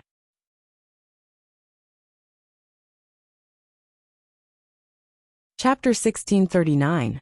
After Mu Lan heard Old Lady Mu's words, she could not help but roll her eyes in her heart. She did not know how thick-skinned Old Lady Mu was to say such things. Not to mention selling Mu Hin. Now she was even thinking of getting some benefits from her. After she married into her husband's family, she did not see the Mu family helping her even when she was at her most difficult time. It was better not to have this maternal family, unlike other families where the maternal family would protect their married daughters. "Forget it, mother. Lanner's life is not easy, don't say such things. It's not like we can't live anymore. Why do you want Lan to spend money to be filial to me?" Mu Dade could not help but persuade Old Lady Mu. Selling Mu Hin in exchange for money for him to marry a wife had already caused the villagers to criticize him behind his back. Until now he could not even lift his head up high. If he let his married daughter buy things to be filial to him, he did not know what the villagers would say about him. Old Lady Mu could put aside her pride, but as a man, how could he bear to be criticized by the villagers? After all, men were prideful, and pride was the most important thing. Old Lady Mu glared at Mu Dade. "Who allowed you to speak? Could it be that your mother said something wrong? Can't your daughter be filial to you? How much food did she eat from our Mu family? Did she return it to our family? It was fine if she could not live her life in the past. We did not bicker with her. But look at her now. Your daughter can even eat meat. And it's not even during the holidays. This means that she is living a good life. And I heard that her family has built a new house. I did not know whether it was true or not, but now it seems to be true. She can only buy meat when she has money to build a house." "Mother." Seeing Old Lady Mu's strong attitude, Mu Dade could not speak. He could not help but sigh in his heart, and did not dare to look Mu Lan in the eye. His mother could say whatever she wanted. In any case, he wasn't going to get involved in this. Zhao Yun watched the scene quietly. Although Mu Dade had some conscience, he was a coward, and did not dare to refute Old Lady Mu's words. On the other hand, Old Lady Mu was a weirdo who liked to haggle over every ounce. The main problem was that she was narrow-minded, and liked to take advantage of others. Now that they had their eyes on Mulan, it was likely that Mulan would have a hard time in the future. If the Mu family continued to pester him, it would be another troublesome matter. After the house was built, he was prepared to live a peaceful life. Who knew that something like this would happen? Coincidentally, he bumped into the Mu family in Sun City today. Mulan's face looked very ugly. She bit her lower lip and said, "Grandma, don't say such sarcastic words. It's said that a married daughter is like spilled water. I've never seen a woman send things to her maiden home all day long. When the family Zhu married me, they gave me a few taels of silver as a betrothal gift. You guys took all of it, so you didn't raise me for nothing, right? Why should I buy things for my father now? How my family lives is my family's business, and it has nothing to do with you. No matter how good my life is, don't expect to get a single cent from me. I won't give it to you." Mulan's words were very strong, and she was determined not to let the Mu family get any benefits. Zhao Yin'er admired Mulan's attitude. She had to be like this when dealing with weirdos. Otherwise, she would be the one to suffer if she was blamed. Chapter 1640. Old Lady Mu's shouts were very loud. With her shouts, the onlookers gathered around out of curiosity, wanting to hear what was going on. Old Lady Mu dragged the onlookers to talk about Mulan, saying that Mulan was not filial, and that she had forgotten about her maternal family after she had a good life. She did not care about her maternal family, and did not care about them at all. She did not even care about her own father, and had not been filial to him for so many years. When Old Lady Mu saw that there were more onlookers, she became more energetic in her scolding. Lon Lon stood in the middle, and received the strange looks and scoldings from the onlookers. Mulan was disgusted by Old Lady Mu's behavior, but she felt helpless. What could she do when she met such a grandmother? "Mother, don't say any more." Mu Dade hurriedly tugged at Old Lady Mu and persuaded her. Others might not know, but Mu Dade knew very well that the Mu family was in the wrong in the first place. With so many onlookers, if Mulan said something and others heard it, he would be scolded again. That was why he hurriedly stopped Old Lady Mu, afraid that she would make a bigger fuss. Old Lady Mu gave Mu Dade a push and warned him. "I said, you don't have to care about this big matter. Your mother knows it in her heart. Today, I have to tell everyone about Mulan's character, and let everyone be the judge. Otherwise, she will say that I'm unreasonable." Mu Dade was helpless. What was the point of being reasonable? They were clearly in the wrong first. If he said that they were unreasonable, he would let them have more. Unfortunately, Old Lady Mu did not admit it, and felt that she was reasonable. He could not do anything about it. Old Lady Mu continued to hoot, and Mulan could not take it anymore. She was disgusted to meet such a family member. Originally, she did not want to argue with them, but now it seemed that the result of not arguing with them was to be destroyed by Old Lady Mu. Zhao Yin'er poked Mulan and said, "I say, sister-in-law Mulan, don't tolerate this kind of situation. Let's expose their true colors. I want to see who the normal people think is unreasonable." Mulan pursed her lips and responded. Now, she could only do as Zhao Yin'er said. Otherwise, it would have a bad impact on her reputation. Mulan stood in the middle of the crowd, and calmly narrated to the onlookers what Old Lady Mu and the Mu family had done. After listening to Mulan's words, the onlookers finally understood what was going on, and began to criticize Old Lady Mu and Mu Dade. Most people had a conscience. Everyone knew in their hearts who was in the wrong first. Regardless of whether a daughter was filial or not, it was not a big deal. After all, a daughter was not like a son. If a daughter was married off, she would belong to someone else's family. A daughter who was married off was like spilled water. How many of them cared about their maternal family? Instead, it was the Mu family who sold their daughter for their own selfish interests. They did not care about their daughter's future, and only wanted money. What was going on? No matter how poor the villagers were, they would not end up selling their daughter. Basically, they would live a hard life as much as possible. It was a heartless thing to give up one's daughter for the rest of her life. Oh my God! How can there be such people? They are not poor. Why would they sell their daughter if they can't live a good life? Chapter 1641. Sigh, there are really all kinds of people. It's like a thief calling out to stop a thief. That's right. I don't know where he got the thick skin to sell his daughter. Such a parent is not qualified to be one. Instead, he expects his daughter to be filial to him. Sigh, there's nothing we can do about it. I don't know what's so good about it. If it were me, I wouldn't have the face to say it. In an instant, the onlookers who were scolding Mulan began to scold Old Lady Mu. Although Old Lady Mu was old, she still couldn't stand others scolding her like that.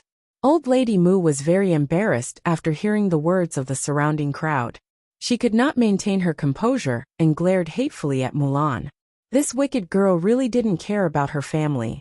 She said anything, and didn't know how to save some face for her parents and elders.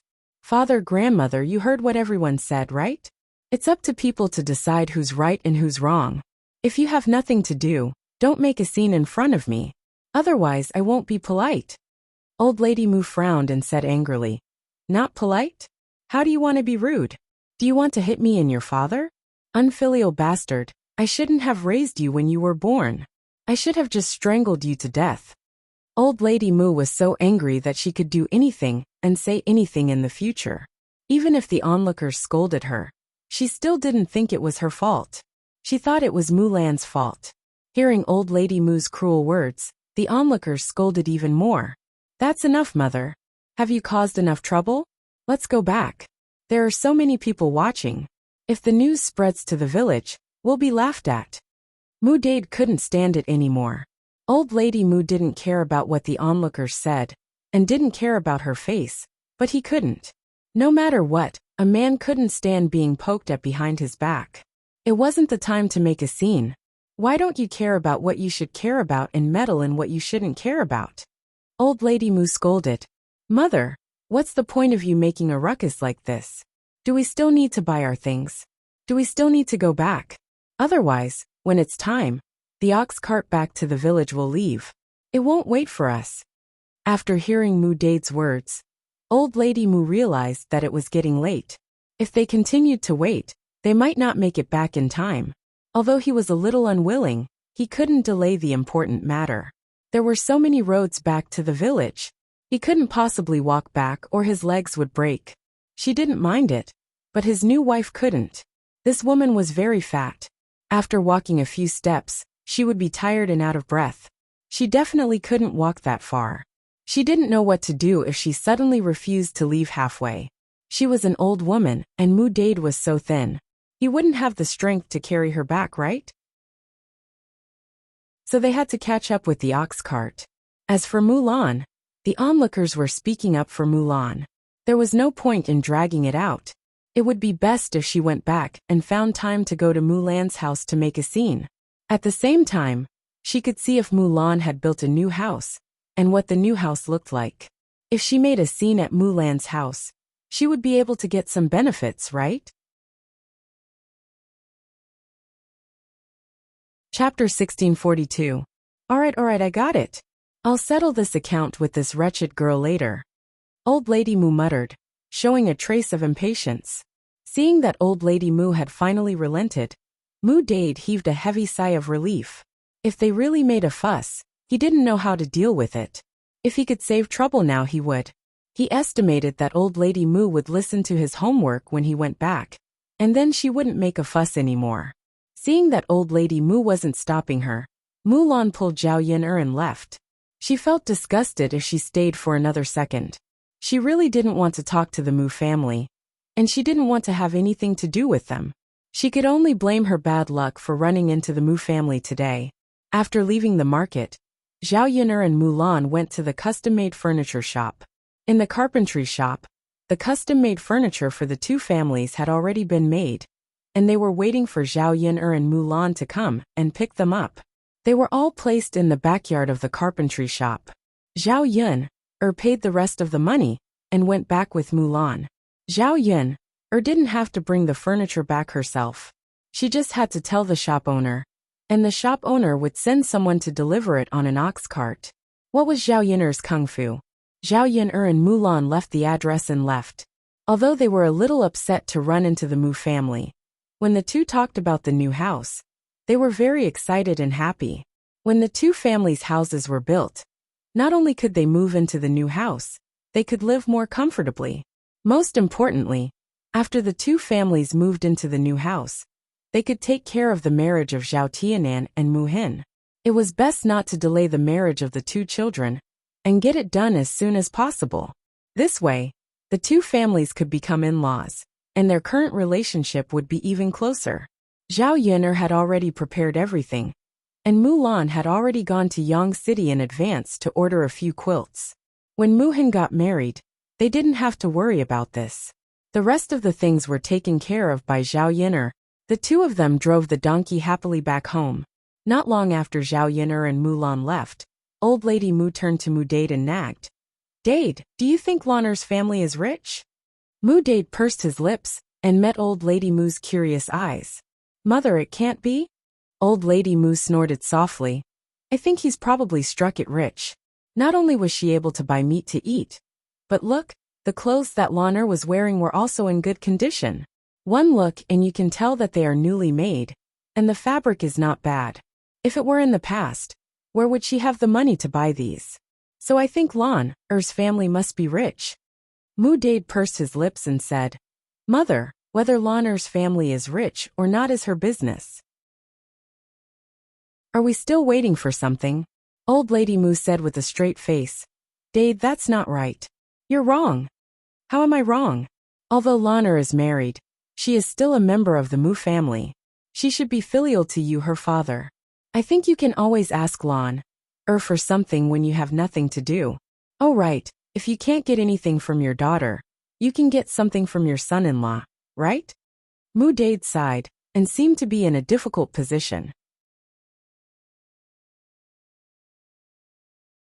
Chapter 1643. No matter how bad things get, she's still your biological daughter. How can there be overnight animosity between father and daughter? Sigh. Mother. Mu Dade lowered his head, not knowing what to say. His mother was a strong-willed person. Once she decided on something, she had to let him do it. If he did not do it, his mother would be angry and find fault with him. That would be very difficult. At this moment, Mu Dade's newly married wife, Luo Tsueyu, swayed her plump body and ran over to Old Lady Mu and Mu Dade. Hearing the conversation between Mu Dade and Old Lady Mu, Luo Tsueyu asked curiously, "Mother, is that Dade's daughter?" Old Lady Mu snorted. "Of course. Heh, she's so pretty and looks good in clothes." Luo Tsueyu was envious. She thought that the material of Mulan's clothes must have cost some money. Women were vain. Luo Tsueyu also hoped that she could be as rich as Mulan, and buy a set of clothes made of that kind of material. She would definitely look prettier when she wore it. Heh, that's why I said that girl has struck it rich. Old Lady Mu muttered. Luo Tsueyu's eyes turned. She tugged at Mu Dade's sleeve and said to him, "Husband, I think mother is right. After all, she's your daughter. You gave birth to her and raised her. That's a great favor. The person who sold her was Mu Hin, not her. If you say that she doesn't want others to be filial, then Mu Hin is unfilial. But you didn't do anything to her. Why shouldn't she be filial to you?" With Luo Tsueyu's reminder, Old Lady Mu immediately thought it through. Yes, Tsueyu, you're smart and quick-witted. No matter what you did previously, that was to Mu Hin. You didn't do anything to her. How can she be unfilial? Luo Tsueyu continued. No matter what, if we get some money back, our family's life will be better. Mother, I'm pregnant with Dade's child. The fortune teller also said that this child will definitely be a son. So I have to eat well during this period of time to nourish my body. Then I'll give birth to a grandson for our Mu family. You can also leave an heir for Dade. Mu Dade's eyes moved slightly and landed on Luo Tsueyu. He glanced at Luo Tsueyu's stomach. Thinking that it was his son, Mu Dade felt that he should treat Luo Tsueyu well. He should try his best to satisfy whatever Luo Tsueyu wanted to eat. It was only because of the child in Luo Tsueyu's belly that he could not let Luo Chueying suffer. He had been looking forward to having a son for decades. The people in the village liked to laugh at him for not having a son. This was one of the reasons why he could not raise his head. As long as he had a son, others wouldn't laugh at him like that in the future. This was also the reason why he still married Luo Tsueyu at this age. At the end of the day, he could not afford to be without an heir. He could not afford to not have a son. Fortunately, Luo Tsuyu's stomach was not disappointing. Not long after they married, she was pregnant. The fortune teller also said that she was pregnant with a boy. Luo Dade cried tears of joy when he heard the news. So no matter what Luo Tsueyu wanted, he would try his best to satisfy her. Giving birth to a son for him was already the greatest sacrifice she could make for him. The reason why they came to Yang City today was that Luo Tsueyu said that she was pregnant and was gluttonous. She wanted to eat meat and some snacks. That was why Mu Dade and Old Lady Mu agreed to bring her over to buy. Chapter 1644. After old Madame Mu heard this, she said to Mu Dade, "Dade, your wife is right. Even if you don't think for yourself, you have to think for your wife, right? It wasn't easy for her to bear you a son. You can't treat her unfairly. No matter what, you have to get some money, so that you can buy things for your wife to nourish her body. Only then can she give birth to a fat son, and give your branch an heir. When you're old, you'll at least have a son to send you off, right? Look at your two good daughters. They're treating you like this now. When you're 100 years old, do you still expect them to send you off?" Mu Dade frowned. He understood what old Madame Mu said, but as a man, he was too embarrassed to put down his pride. Luo Tsuyu saw that Mu Dade was conflicted and said sarcastically, "All right, mother, don't say any more. Husband is just worried about his two daughters, and can't bear to ask for money. If he doesn't want it, then don't. Anyway, I'll suffer a little and eat less. I'm just afraid that my body won't recover well. When my son is born, I don't know if he can survive without milk." When Luo Tsuyu said this, Mu Dade's brows immediately knitted together. Comparing his face, his wife, and the son in his wife's belly, his wife and son were more important. Otherwise, why did he spend so much effort to sell his daughters? Wasn't it just to give birth to a son while he was still fertile? All right. I'll try asking for it later. It'll be best if I can get it. If I can't, then forget it. Luo Tsuyu's face lit up. She smiled and said to Mu Dade, "Dade, you're still the one who cares about me and the child the most." Mu Dade smiled embarrassedly. Looking at Luo Tsuyu's face, which was piled up because of her smile, he felt uncomfortable. If it wasn't for the fact that he didn't have much money, and was too old to marry a good wife, he would never be willing to be with such a woman like Luo Tsuyu. Compared to Mu Lan and Mu Hin's mother, this Luo Tsuyu's appearance and figure were much worse. No man would be interested in her. But he had no choice. In order to give birth to a son, Luo Tsuyu could give birth to a son for him. Why would he think so much about other things? That's more like it. Seeing that Mu Dade had relented, and was willing to go over, Old Lady Mu was very satisfied. As long as he was willing to go over, it would be a success. She continued to persuade him, and Mu Dade would naturally understand. "Mother, are we still going to buy meat now?" Luo Tsuyu looked at Old Lady Mu and asked. If he didn't buy it now, the fresh meat at the meat stall would be gone. Old Lady Mu nodded her head heavily and replied, Buy. Of course I'll buy. I promised you that I would come and buy, so I have to weigh some back." Luo Tsuyu answered happily, "Okay, mother, let's go." Yes. When they arrived at the meat stall, Old Lady Mu continued to bargain with the owner of the meat stall. At this time, most of the people have gone back. I don't think we can sell much meat. If you have too much meat left, it's easy for it to go bad in this season. If you sell it tomorrow, it won't be worth much. Why don't you sell it to me at a lower price?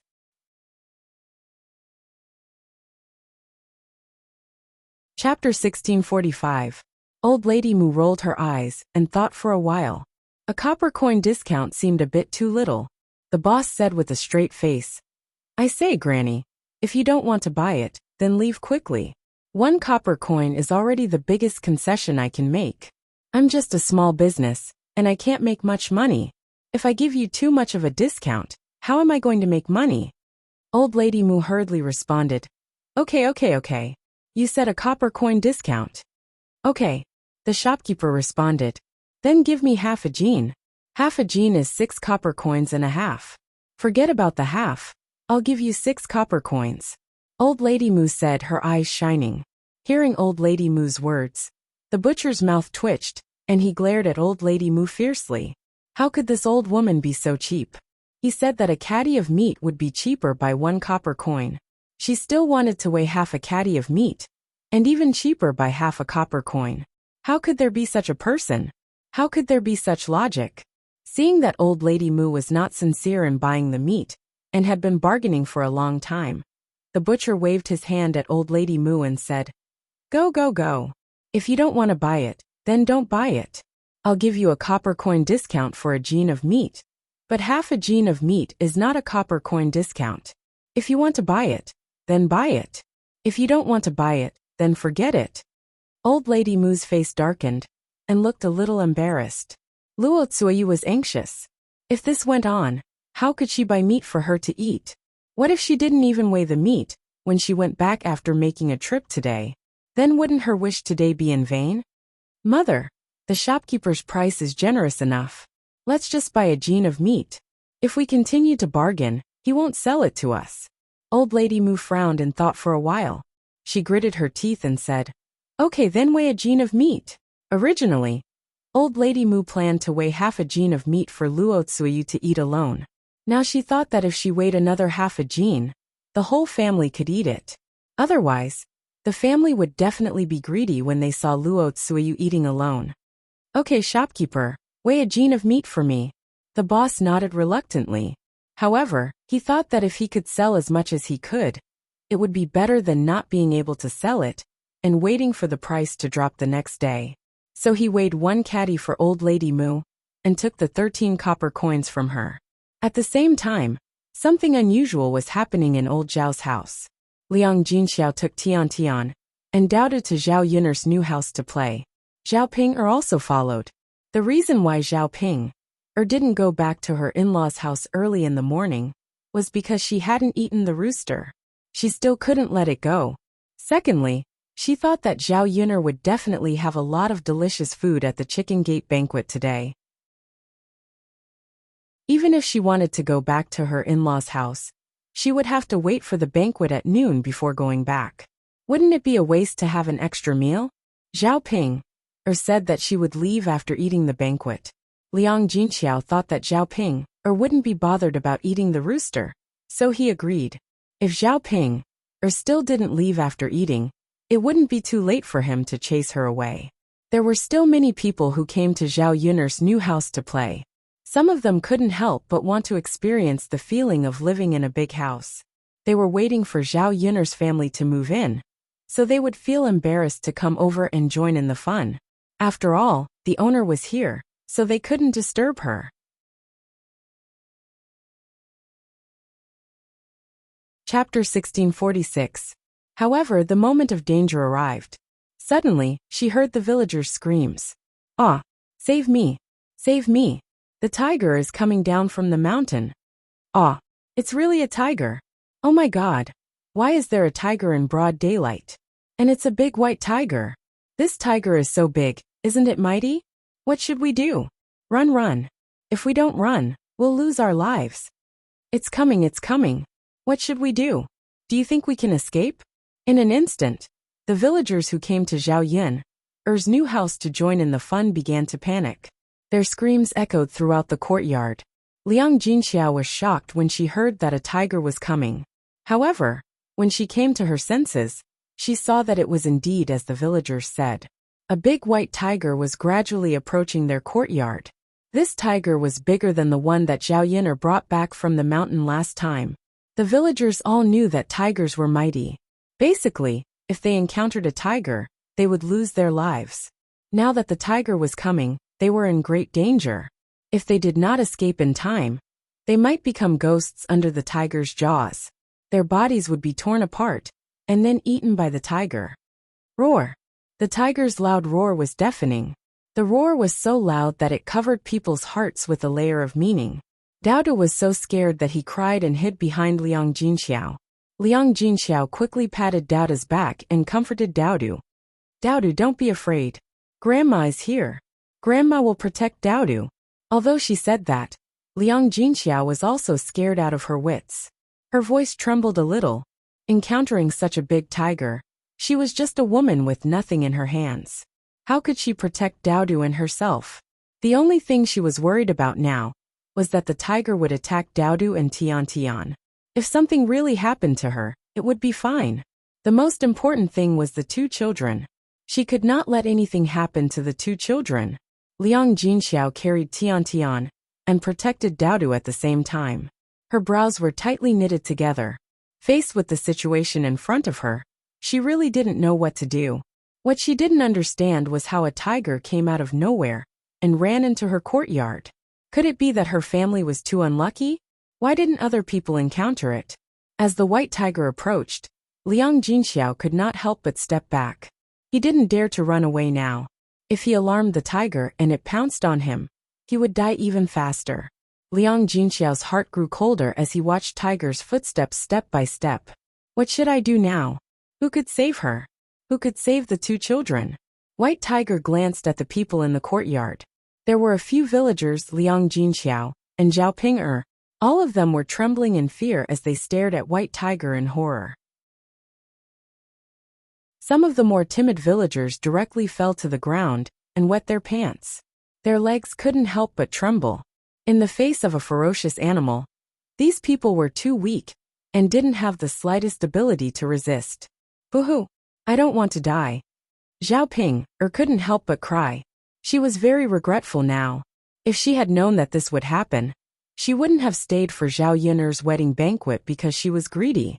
If she had returned to her in-laws' house earlier, she wouldn't have come here to join in the fun, and she wouldn't have encountered this situation. What was the point of eating something delicious when she was risking her life? Chapter 1647. Because Zhao Ping was crying and talking, the white tiger's eyes were fixed on Zhao Ping. Zhao Ping's heart suddenly tightened, and her legs trembled even more. Could it be that this tiger wanted to eat her? If only she hadn't made a sound just now, she would have attracted the white tiger's attention. Otherwise, the people in the courtyard might not necessarily eat her. Roar! The white tiger bared its fangs and roared at Zhao Ping again. Zhao Ping was so frightened that she fell to the ground and almost peed her pants. What should she do? What should she do? Was she going to die now? She didn't want to die. Could the heavens come and save her? Why was she so miserable? Liang Jinxiao saw that the white tiger's target was Zhao Ping, and her heart tightened. No matter what, Zhao Ping was her daughter. If she was eaten by the tiger, as a mother, she would definitely feel terrible. Moreover, Zhao Ping was still so young. Was she going to die before her own daughter? The other villagers saw that Zhao Ping had attracted the white tiger's attention and were slightly relieved. The tiger's stomach was definitely not that big. It should be full after eating one person. If it ate Zhao Ping, nothing would happen to the others. The white tiger slowly moved toward Zhao Ping. Zhao Ping was suddenly scared out of her wits. She sat there helplessly, not knowing what to do. Liang Jinxiao was so anxious that she stomped her feet and hurriedly said to Zhao Ping, Ping, why are you in a daze? Hurry up and run. Zhao Ping only came back to her senses when Liang Jinxiao shouted at her. She trembled as she got up from the ground and hurriedly ran in the direction of Liang Jinxiao. Liang Jinxiao's heart suddenly jumped. This wretched girl, why did she run towards her? She didn't know where she ran to. She didn't know what to do now. What if Zhao Ping ran to her and got her into trouble? It was a small matter if she was alone, but there were two children. It was inconvenient to run with two children. Wouldn't it put the two children in danger? The white tiger's gaze was still following Zhao Ping. When Zhao Ping rushed to Liang Jinxiao, it also rushed towards Liang Jinxiao. Liang Jinxiao suddenly panicked. This white tiger was very dangerous. What should she do now? Mother, I'm scared. As Zhao Ping said, she hid behind Liang Jinxiao and pushed Liang Jinxiao forward. So Liang Jinxiao suddenly bumped into the white tiger. Liang Jinxiao looked at the white tiger, which was close at hand, and her face turned pale with fright.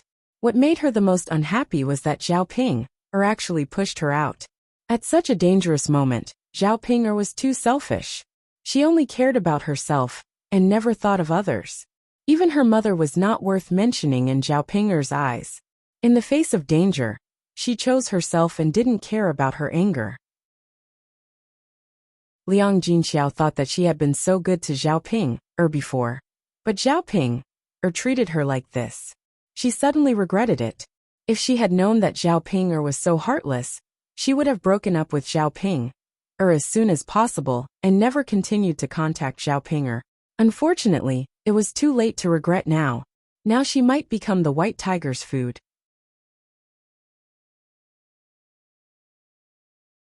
Chapter 1648. However, the white tiger did not immediately pounce on Liang Jinxiao. Instead, it paused in front of Liang Jinxiao for a few seconds and stared at Tian, who was in Liang Jinxiao's arms. Liang Jinxiao thought that the white tiger was after Tian. Her heart suddenly tightened, and she held Tian tightly in her arms. Even if she died, she did not want anything to happen to Tian. The white tiger must not stare at Tian. Such a small child, so tender and cute, had not even grown up yet. It would be a pity if she was eaten by the white tiger. Liang Jinxiao's forehead could not stop sweating, but she did not dare to act rashly. She was afraid that if she moved, the white tiger might come forward and hurt her or Tian.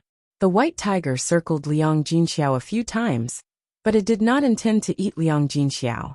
Liang Jinxiao did not know the white tiger's intentions. She only felt that it was very scary. What should she do if this went on? She could not continue to stand like this and let the white tiger circle around her, right? Zhao Ping'er saw that the white tiger was finally not staring at her. The stone in her heart was put down, and she felt that she had been reborn and saved. As for Liang Jinxiao, although she was a little worried, she did not feel guilty about her actions. Zhao Ping'er whispered to Liang Jinxiao, "Mother, just give the baby to the tiger. Let it eat her, and you'll be fine." Liang Jinxiao looked at Zhao Ping'er in disappointment. She did not know how Zhao Ping'er had the nerve to say such a thing. How did she give birth to a bastard like Zhao Ping'er as a daughter? Now that she finally saw Zhao Ping'er's true colors, she should not pay attention to such a bastard, let alone feel sorry for her. Even if Zhao Ping'er had become the white tiger's food, she should not care. You beast, shut up!" Liang Jinxiao scolded. Zhao Ping'er pursed her lips and said, "Mother, I'm just concerned about you. She's just an irrelevant little bastard. Why do you care if she lives or dies? Keeping your own life is the most important thing." Liang Jinxiao almost fainted from anger at Zhao Ping'er. She actually had the nerve to say such things. He said it was for her own good. If he really cared about her, he shouldn't have pushed her out just now. Since she had done such a thing, it meant that she didn't care about her mother at all. You don't have to be so hypocritical. Liang Jinxiao suppressed the anger in her heart and replied. If she was lucky enough to survive this time, she would never acknowledge this daughter of hers in the future. Her life or death had nothing to do with her. Roar! The white tiger roared again, as if it was angry. Liang Jinxiao closed her eyes in despair. She reckoned that she and Tian would be eaten by the white tiger together. To Liang Jinxiao's surprise, Tian was suddenly taken away from her hand. Liang Jinxiao opened her eyes abruptly and saw the white tiger holding Tian in its mouth. Liang Jinxiao immediately reached out to snatch Tian back. However, to Liang Jinxiao's disappointment, the white tiger turned around and ran away with Tian in its mouth. Tian! Liang Jinxiao exclaimed in shock. This tiger was really going to attack Tian. What should she do now? If Tian was taken away by the tiger, it meant that she was going to be eaten by the tiger. Tian had met with mishap in her hands, and it was her fault for not protecting her well. If such a tragic outcome really happened, she would feel guilty for the rest of her life, and would feel that she owed this child.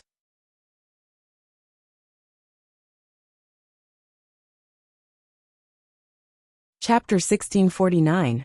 When the villagers saw the white tiger running away, they knew that they were out of danger. As long as they were not the ones who died, they felt very lucky. Although it took away a child, the child was not theirs.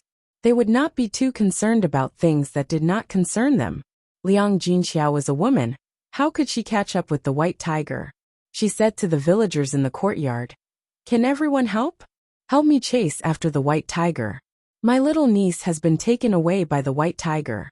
If we don't catch up, she will definitely be eaten by the white tiger. What should we do? Liang Jinxiao spoke very anxiously, and her voice sounded like she was about to cry. The villagers did not dare to chase after the white tiger. It was already very lucky that the white tiger could leave. Otherwise, who knew if the white tiger would come back to eat them after eating the baby? Sister Liang, I can understand how you feel, but you have to know that the white tiger is very powerful. Who among us can deal with it? It's better not to chase after it. If we do, we will lose our lives in vain. That's right, Sister Liang. It's better not to chase after it. The child has a hard life. This is her fate. We can't win against the white tiger. We can only accept our fate. Now, even if we have the tools, we can't snatch Tian back from the white tiger. Isn't snatching something from the white tiger equivalent to courting death? These people were all persuading Liang Jinxiao not to throw her life away. They could not sacrifice themselves to help Liang Jinxiao snatch the child back. Liang Jinxiao's heart sank. Were they really going to let Tian be eaten by the white tiger? Such a young child. She was abandoned by her biological parents when she was born. How many days had she lived until now? She was a fresh and cute life. Why did God treat her like that? She was just a child. How big of a mistake could she have made? How could she end up like this? The more she thought about this, the more Liang Jinxiao's tears flowed uncontrollably. Zhao Ping glanced at Liang Jinxiao. She really did not understand why Liang Jinxiao was crying. Tian was not her biological granddaughter. It was not a big deal. If she was eaten, so be it. Could it be that when someone else's family died, her mother had to run over to mourn for them? Zhao Ping knew that Liang Jinxiao was angry with her, so she pursed her lips and held back her words. When White Tiger rushed out of Zhao Yun'er's courtyard, Little Black suddenly rushed out and blocked White Tiger's path. It roared at White Tiger fiercely. Woof woof woof, woof woof woof. Little Black seemed to be telling White Tiger to quickly put Tian down. However, the White Tiger only looked at Blackie with contempt and didn't care about it at all. Blackie was afraid of the White Tiger, but when it saw the little master that the White Tiger was talking about, it had to protect the little master, no matter what. Woof woof woof, woof woof woof. White Tiger ignored Little Black and prepared to take a detour. However, Little Black suddenly ran towards White Tiger and prepared to snatch the person from White Tiger. Unfortunately, Little Black was not as big as the White Tiger. After it rushed up, it was knocked away by the White Tiger and fell to the ground, unable to get up. This time it was a little painful. In addition, the injury from last time had not completely healed. Little Black was in so much pain that its legs were trembling. White Tiger immediately ran away. Its speed was very fast, like a gust of wind. Little Black barked a few more times behind White Tiger. Seeing that the situation was not right, it endured the pain and quickly chased after White Tiger. For a moment, Zhao Yun'er's courtyard fell into silence.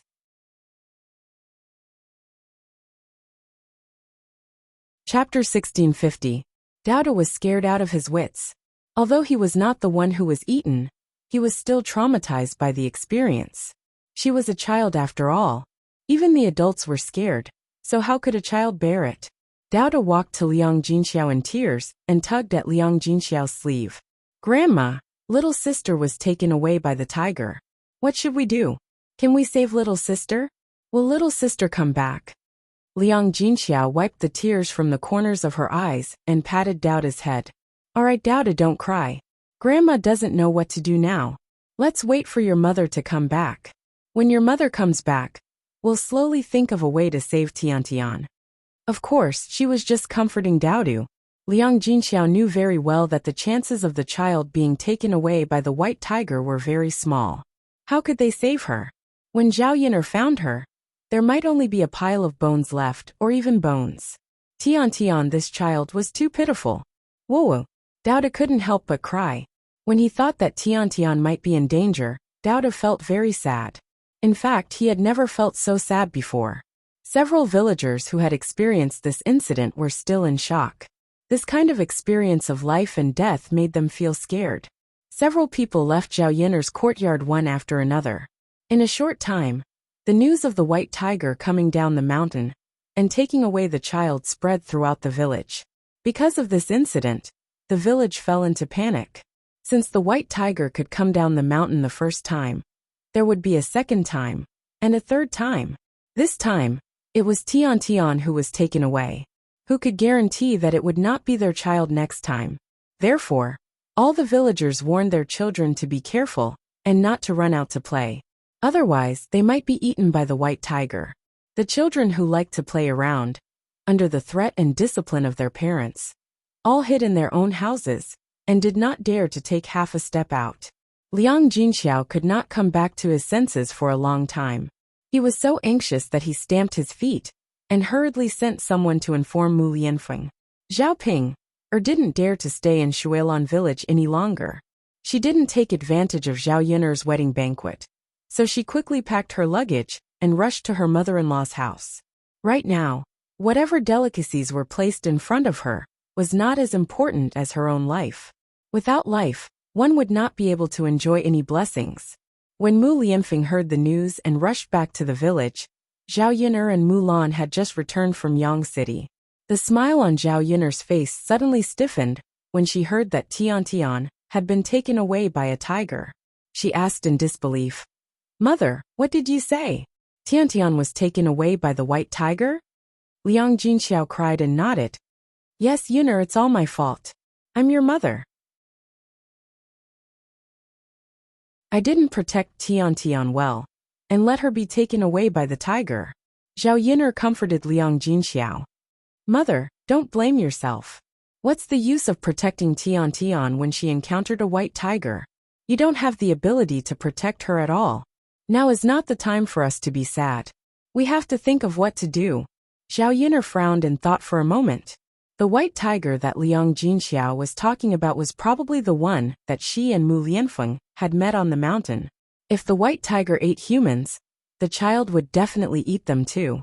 The reason why it held Tian Tian in its mouth was probably because the baby's sweet smell attracted the white tiger.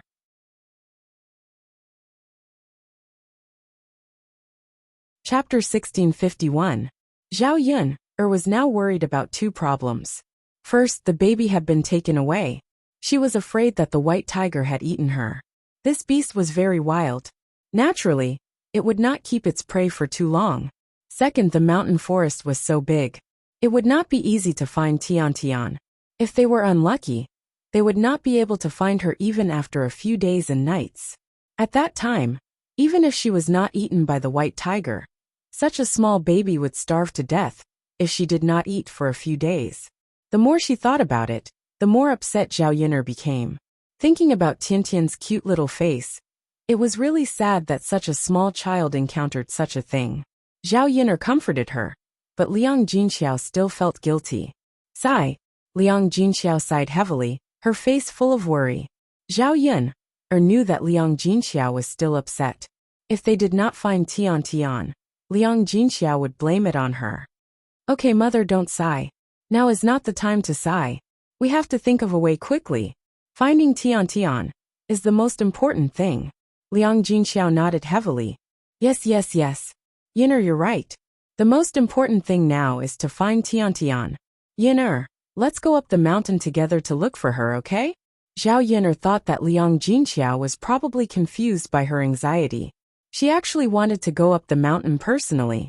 It was dangerous on the mountain, especially when they went deeper.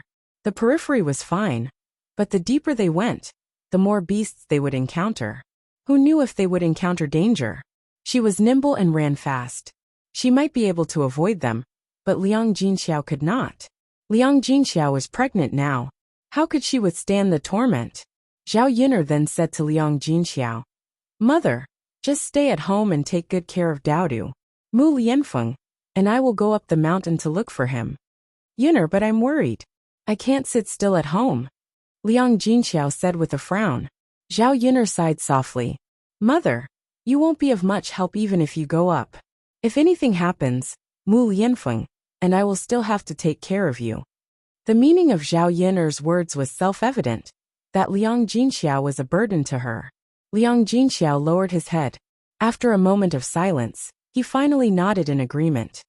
All right, Yuna, go ahead. Do you want your father and the others to go as well? The more the merrier. Zhao Yin'er shook her head. Mother, there's no need. It's too dangerous on the mountain. Father doesn't need to come with us. Sigh. All right then. Then be careful. Got it, Mother. Zhao Yin'er and Mu Lianfeng hurriedly packed up and brought along some self-defense tools. The two of them then headed up the mountain. Just as they reached the foot of the mountain, they saw Little Black limping down the mountain. Little Black had suffered such a serious injury last time and hadn't recovered yet.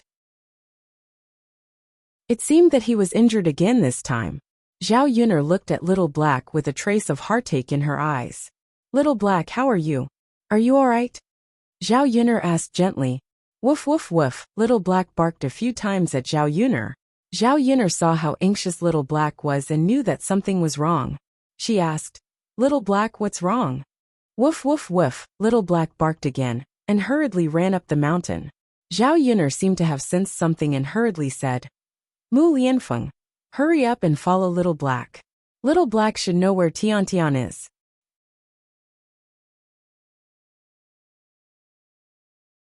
Chapter 1652. The two of them followed behind Little Hay and walked into the forest. After walking for about half an hour, Little Hay suddenly stopped. His black eyes turned, and he licked Zhao Yin'er's fingers. Zhao Yin'er understood what Little Hay meant. Little Hay wanted to say that Tian and the white tiger were here. Zhao Yin'er squatted down and patted Little Hay's head. She said to Little Hay is awesome. You actually found us. I'll reward you with a drumstick later. Little Hay wagged his tail and continued to lick Zhao Yin'er's palm. Mu Lianfeng's brows became more serious. There was a cave in front of where the two of them were now. It should be the white tiger's nest. However, although they knew that Tian was here, the two of them did not dare to act rashly. The white tiger was too dangerous. The two of them were not able to deal with it at all. The first time Mu Lianfeng killed a tiger, it was because that tiger was not as powerful as this white tiger. Under special circumstances, he was lucky enough to kill it. But against this white tiger, Mu Lianfeng did not have much confidence. Mu Lianfeng had already suffered under the white tiger's claws last time. This time, no matter what, he could not act rashly. Otherwise, not only would he not be able to save Tian, he would also lose his life. Zhao Yin'er's brows knitted together. She did not know what to do. Could it be that they had to wait here for an opportunity? Zhao Yin'er looked at Mu Lianfeng, wondering if Mu Lianfeng had a way to save Tian. Yin'er, let's not act rashly. Right now, we are in the tiger's mouth. Who knows if there are other tigers inside? If there is more than one white tiger, then we will be in trouble. Zhao Yin'er felt that Mu Lianfeng's words were very reasonable. Who knew how many tigers were in this tiger's nest? If they were unlucky and met a few more, then she and Mu Lianfeng would become the white tiger's prey. Right now they could only use their wits. They could not act rashly and lose 2 lives for nothing. Okay, let's go to the tree and wait first, Zhao Yin'er said. Yes. Mu Lianfeng nodded in response. Before going up the tree, Zhao Yin'er patted Little Hay's head and said, Little Hay, find a place to hide. Don't come out if there's nothing, okay? Little Hay wagged its tail to show that it understood. Then it turned around and found a bush to hide in. Little Hay couldn't be seen in the bush. Zhao Yin'er and Mu Lianfeng went up the tree one after another and waited. Although they were very anxious at this moment, they could only can't wait. After waiting for 2 hours, there was no movement in the tiger's den. Zhao Yin'er couldn't sit still. Now, were they really going to continue waiting like this? Out. Let me think. Mu Lianfeng pondered for a moment and said, Why don't I lure it out? That's too dangerous. Zhao Yin'er hurriedly shook her head. She felt that this method was not advisable. If I don't lure it out, I don't know when the white tiger will come out. Even if Tian is not eaten, she will be hungry. Mu Lianfeng thought of Tian, and the worry in his heart was no less than Zhao Yin. Although Tian was not his biological daughter, after this period of time, Mu Lianfeng had already treated Tian as his own daughter. Zhao Yun'er felt that the current situation was difficult to get off. No matter which choice she made, she would be worried.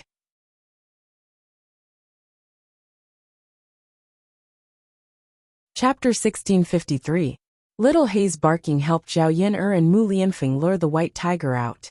This way, Mu Lianfeng and Zhao Yun'er had a chance to go into the cave and take a look. After Little Hei barked a few times, they heard a deafening tiger roar coming from the cave entrance. Roar! Just hearing this voice was enough to scare people. Thinking of how powerful the white tiger was, the two of them did not have much strength and could not easily provoke it. After a while, they saw a white tiger coming out of the cave entrance. It was the one Zhao Yun'er and Mu Lianfeng saw last time. The white tiger came out of the cave entrance and glanced at Little Hei. Zhao Yun'er's heart suddenly tightened. Little Hei would not be in any danger, right? After all, Little Hei was just a dog. How could it fight against a white tiger? Zhao Yun'er wanted to shout, "Little Hei, run!" But she was afraid that the white tiger would notice if she shouted. Not only did the plan to lure the tiger away from the mountain fail, but it also failed to save Tian and implicated her. Fortunately, Little Hei seemed to have heard the words in Zhao Yun'er's heart and quickly ran away. The white tiger chased after Little Hei. Although she did not know if the white tiger would catch up with Little Hei, or if Little Hei would be in danger, Zhao Yun'er did not want to care about it. Little Hei was so smart, and was not an ordinary dog. It should be able to deal with it cleverly. Now, it was better for her and Mu Lianfeng to quickly go into the cave to check out the situation. After Little Hei barked, only one white tiger came out of the cave. There should not be other tigers, or else they would have come out together. At this time, the cry of a baby came from the cave entrance, but it quickly disappeared. Zhao Yun'er's heart skipped a beat. This cry was Tian's. Since Tian cried just now, it meant that Tian was fine. It was already a miracle that she was not eaten by the white tiger. Mu Lianfeng, let's go into the cave quickly. Mu Lianfeng responded loudly. The two of them came down from the tree together and ran in the direction of the cave entrance. The cave was not very big, and they walked in after a while. However, what surprised Zhao Yun'er and Mu Lianfeng was that there was a white tiger lying inside. This white tiger was slightly smaller than the previous one, but it was still very strong. The two tigers stayed in the cave. One was a male and the other was a female. The one that chased after Little Hei was a male tiger, was a female this time. The one in the cave was a female. The most surprising thing was that the white tiger didn't seem to have any intention of hurting Tian. Instead, it let Tian lie on its chest. Tian guessed that she was hungry. She held white tiger's breast with her small hands and sucked on it with a smack sound. The white tiger looked at Tian as if it was looking at its own child. But when Zhao Yun'er and Mu Lianfeng rushed in, the white tiger's eyes suddenly became very tired. When it looked at Mu Lianfeng and Zhao Yun'er, the two of them felt a chill in their hearts. The two of them were stunned. The white tiger could pounce on them at any time. They did not dare to move half a step. The current situation made them even more anxious. They had already come in, but who knew that there would be a white tiger? However, the white tiger was not easy to deal with. It was hostile to the two of them. As long as they took a step forward, it could get up at any time and pounce on them. What should we do? Zhao Yun'er asked in a low voice in Mu Lianfeng's ear. Directly snatch it? It seemed impossible. Whether they could deal with this white tiger. Zhao Yun'er knew her own limits. Mu Lianfeng did not answer. He also did not know.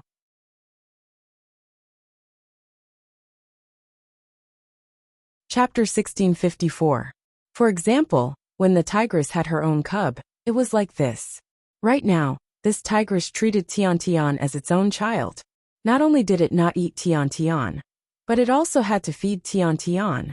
If they were to snatch Tian away now, to the tigress, it would be the same as snatching away its child. It would never allow it. If they were to forcefully snatch Tian away, they would be the ones to get hurt and suffer losses. They were afraid of angering the tigress. Originally, the tigress did not intend to hurt Tian, but in the end, it changed its mind and ate Tian. If that happened, it would be too late to regret it. If Tian Tian was not lying on the tigress' chest and drinking milk, the tigress would probably have gotten up from the ground and attacked them. Seeing that Zhao Yun'er and Mu Lianfeng had not left, the tigress raised its fangs, as if threatening Zhao Yun'er and Mu Lianfeng to quickly get out of the cave. If they did not leave, it would not be polite. Zhao Yun'er and Mu Lianfeng looked at each other. At this moment, there was movement outside the cave. It seemed that the tigress was coming back. Yun'er, let's hurry up and leave first. It should be fine tomorrow. We'll find a chance to come again next time. In order to comfort the two of them, Mu Lianfeng pulled Zhao Yun'er's hand, and the two of them hurriedly retreated from the cave. Sure enough, not long after the two of them came out, they saw the tigress return and enter the cave. They did not retreat in time. They were afraid that if they bumped into the white tiger, the situation would be very bad. Yun'er, the plan to lure the tiger away from the mountain can be used once, but it won't work a second time. Although it's a tiger and not a human, it's not too stupid. It's completely useless for us to waste time here now. Then what should we do? Tian Tian, are we not going to save her?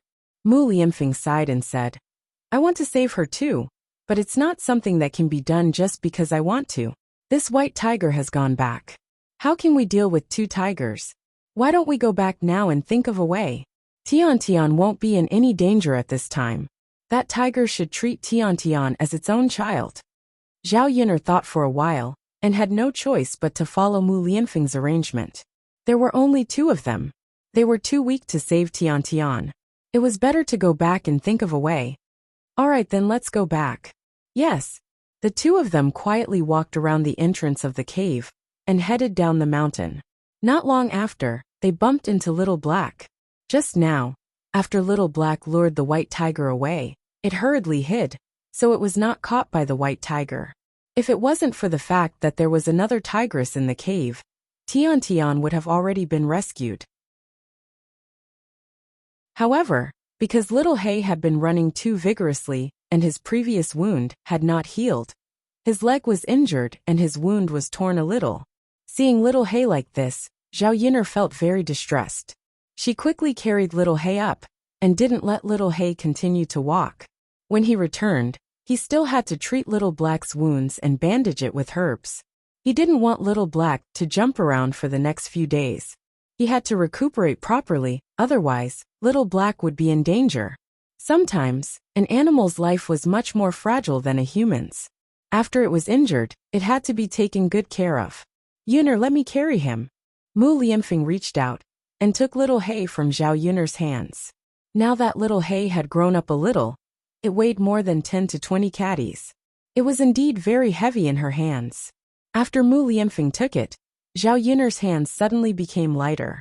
The two of them continued to walk down the mountain. The two of them walked tiredly for half an hour, and finally walked down the mountain, and returned to the village.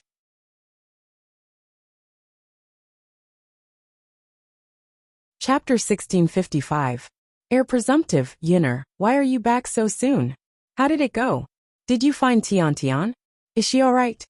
Liang Jinxiao asked anxiously. Zhao Yun'er and Mu Lianfeng both frowned. Seeing that the two of them did not return with the child, Liang Jinxiao thought that Tian Tian had been eaten by the white tiger. He immediately burst into tears, and tears flowed out uncontrollably. Seeing that Liang Jinxiao was in tears, Zhao Yun'er hurriedly said, Mother, although we couldn't save Tian Tian, she's fine now. Liang Jinxiao did not understand Zhao Yun'er's words. How could she be fine if they couldn't save her? The tiger was very ferocious. Wouldn't it eat Tian Tian?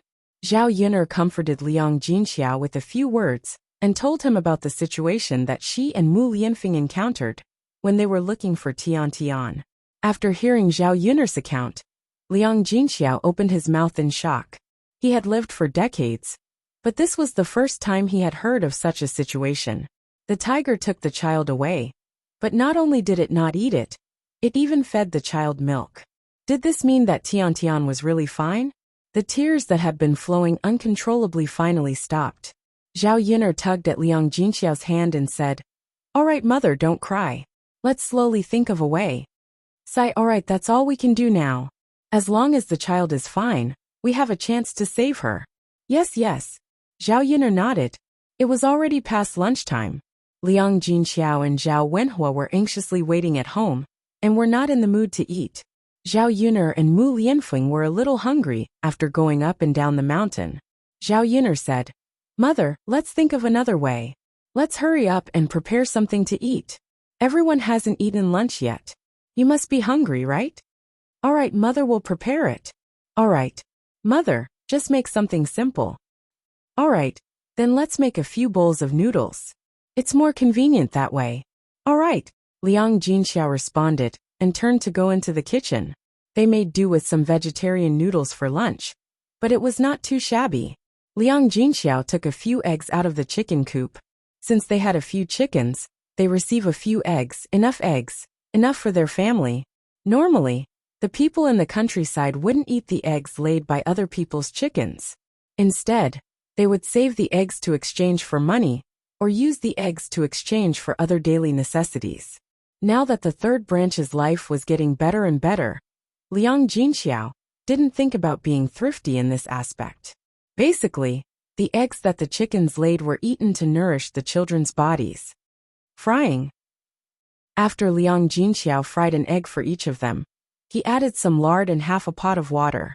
He started to heat it up, and then sprinkled a few handfuls of noodles into it. He estimated that the noodles would be enough for a family. In a few minutes, the noodles were ready. He sprinkled some chopped green onions into the noodles when he took them out of the pot. It was not as fragrant as meat, but the noodles were not bad, especially the fragrance of the chopped green onions. It felt like they could smell it from afar. He added a few fried eggs and cooked them together. It was just right to increase the freshness of the noodles. It did not take long to cook. To the country people, it was already a delicacy. Liang Jinxiao scooped a bowl of noodles for each of them, and called for them to eat.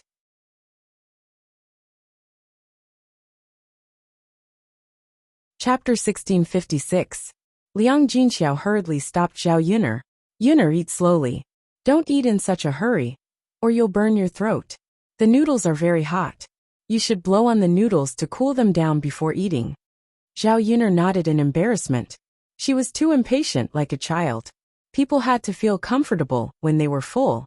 Otherwise, it would be too uncomfortable when they were hungry. Mu Lianfeng held the noodles in his hands and stood in the courtyard, slowly eating them. The strong fragrance of the noodles spread throughout old Zhao's courtyard. Feng Zhangxia smelled the fragrance of the noodles and walked out of the house. Because she was thinking about Zhao Yuner's family's banquet at noon, Feng Zhangxia did not prepare lunch. Who knew that the white tiger would take Tian away? Feng Zhangxia was afraid that Zhao Yuner would come back from the mountain after a while, so she had been waiting. If Zhao Yuner came back, she would be able to eat. If she waited and Zhao Yuner prepared a banquet, she would not be able to eat the food from Zhao Yuner's family after she was full. Unfortunately, she waited for more than 3 hours. It was already 1 or 2 o'clock in the afternoon. It was past mealtime, and her stomach could not bear it. "Yuner, third sister-in-law, why are you eating?"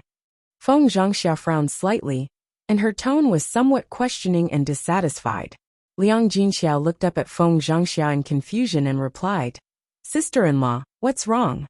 Can't we eat? It's already past noon, and no one has eaten. So we just made some noodles to fill our stomachs?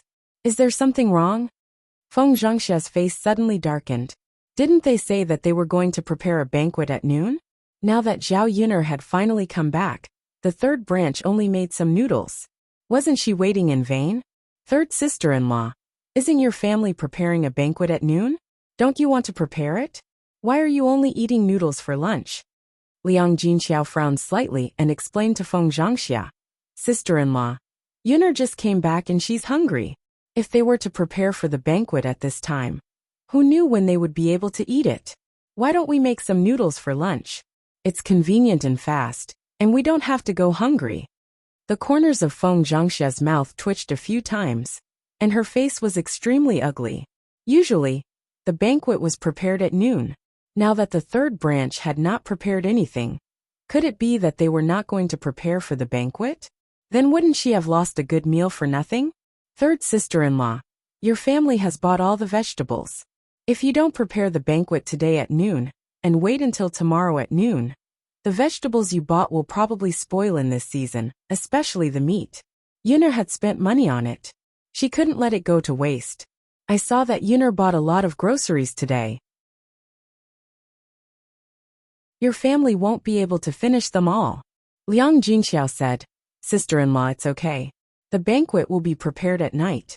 The vegetables won't spoil as long as they don't stay overnight. We're a family. We can eat whatever we want at noon or at night. There's no need to be so particular. Besides, Yunner did have something to do today, so she was delayed. Don't you think so, sister-in-law? Feng Zhangxia quickly nodded and said, Yes, yes, yes. Third sister-in-law, you're right. Our old Zhao family can eat together, either at noon or at night. The banquet is still necessary. After all, it's for the sake of celebration. Feng Zhangxia's originally gloomy face suddenly looked much better.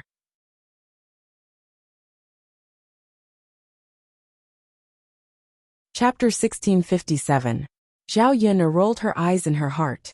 This Feng Zhangxia, although her mouth sounded nice, in fact, who didn't know that she was thinking about her family's food in her heart? It was true that other people's things were good, and she couldn't wait to take a little bit of advantage. Liang Jinxiao responded, and the smile at the corner of his mouth was a little resentful. Zhao Yun also didn't pay attention to Feng Zhangxia at all. The banquet at night indeed had to be prepared.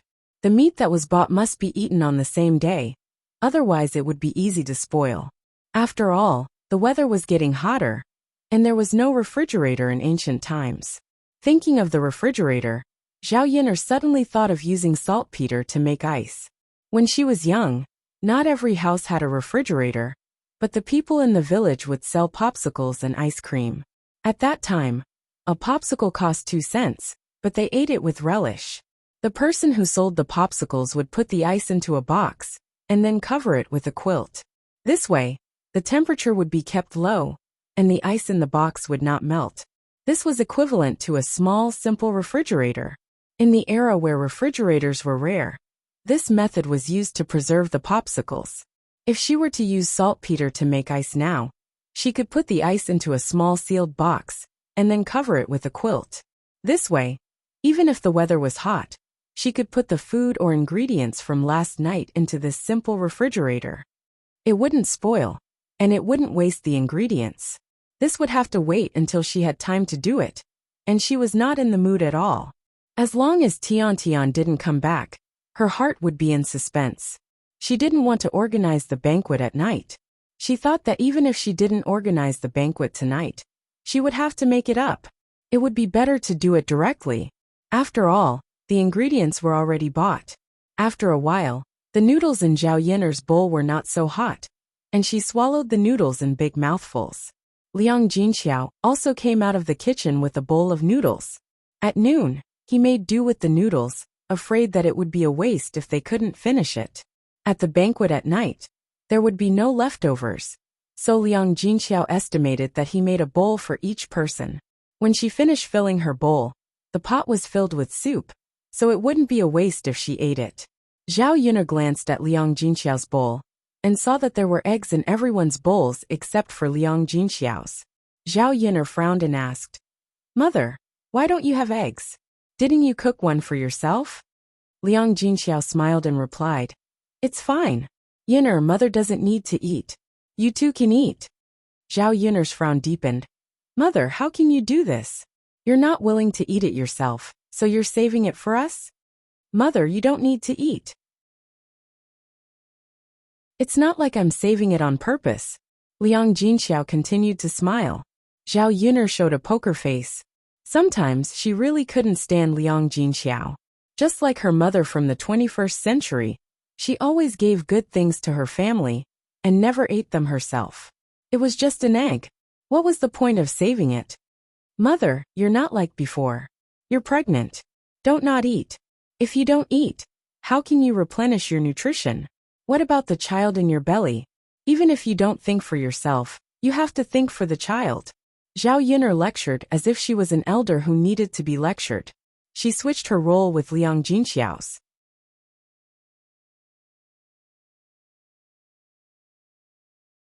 Chapter 1658. Zhao Yunner sighed and said, Mother, the past is the past, and the present is the present. How can the past be compared to the present? Don't say so much now. The most important thing is to take good care of your body. Come, mother, eat the egg in my bowl. I'm fine. With that said, Zhao Yin'er picked up the untouched egg in the bowl and placed it in Liang Jinxiao's bowl. Liang Jinxiao was slightly stunned and hurriedly wanted to return the egg to Zhao Yin'er. Zhao Yin'er moved the bowl to the side and said, Mother, just eat it. Don't give it back to me. Liang Jinxiao frowned and sighed. Yin'er, you little girl, eat it yourself. Why are you giving it to mother? Sigh. Mother, I'm not pregnant, so I don't need to nourish my body. You're pregnant, so naturally you have to eat more. Zhao Wenhua watched from the side and smiled at Liang Jinxiao. Yin'er's mother, just eat it when Yin'er asks you to. Don't delay. Next time if there's anything good, you have to be the first to eat it. Liang Jinxiao was helpless when she saw that Zhao Wenhua was also persuading her. Looking at the egg in the bowl, Liang Jinxiao thought about how filial her daughter was and how the family's life was getting better and better. Tears welled up in her eyes. Yin'er, how about this? Mother will eat the egg, but we have to split it in half. Otherwise mother won't eat it. Liang Jinxiao picked up the egg and split it in half. Zhao Yin'er looked at Liang Jinxiao's stubborn expression and had no choice but to say, Okay. Mother, I'll eat half, and you eat the other half. This should be fine, right? Okay. Liang Jinxiao smiled and put half of the egg in Zhao Yin'er's bowl, but she picked the bigger half. Zhao Yin'er felt a little helpless. Perhaps this was how parents treated their children. They always want to leave the best for their children. This was Liang Jinxiao's nature, so she definitely could not make her change anything at the moment. He saw that Zhao Yin'er's family was enjoying the noodles because there was enough oil in the noodles. Unlike them, they only added some water and didn't add any sesame oil. The entire courtyard was filled with the fragrance of noodles. That fragrance went straight into her nostrils, and Feng Zhangxia's stomach became even hungrier. Feng Zhangxia swallowed a few mouthfuls of saliva. Third sister-in-law, I didn't eat at noon. Do you still have noodles in your pot? Make some for me. Liang Jinxiao looked at Feng Zhangxia, frowned, and said apologetically, No, sister-in-law, I only cooked one bowl of soup. I didn't cook that much. Feng Zhangxia pursed her lips and said, All right then. Third sister-in-law, why didn't you cook more noodles? I'm afraid I can't finish it. Feng Zhangxia swallowed her saliva and didn't continue speaking. Zhao Yin'er saw Feng Zhangxia's eager look. She guessed that Feng Zhangxia was thinking about her family's noodles. She was glad that Liang Jinxiao didn't cook so much. Otherwise, Feng Zhangxia would mention it. With Liang Jinxiao's temperament, she would definitely give it to Feng Zhangxia. Zhao Yin'er was full and was about to leave when she saw three figures walking over from afar. These three people were old Zhao's second son. Today, Zhao Wenxue had no choice but to go to Li Chueying's maternal home and bring Li Chueying back. He stayed at Li Chueying's maternal home for lunch, so he came back at this time. Zhao Yin'er was a little disappointed when she saw that Li Chueying actually agreed to come back with Zhao Wenxue. If she came back to live with a scumbag like Zhao Wenxue, it meant that she would have to suffer in the future.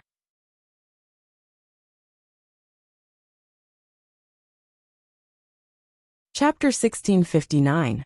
Not only in ancient times, but also in the 21st century, under normal circumstances, women's contributions were not valued, and men took it for granted. But why did women have to contribute to their families? Because of their responsibilities to their families and children, women could not be cruel. Most of the time, they could only bear with it when they were wronged. In a marriage, they were always the one who was hurt. Sometimes, letting go could save oneself. It all depended on whether the woman could give up her children, and whether she could be cruel enough. Li Chueying chose to come back this time, just as Zhao Yin'er thought.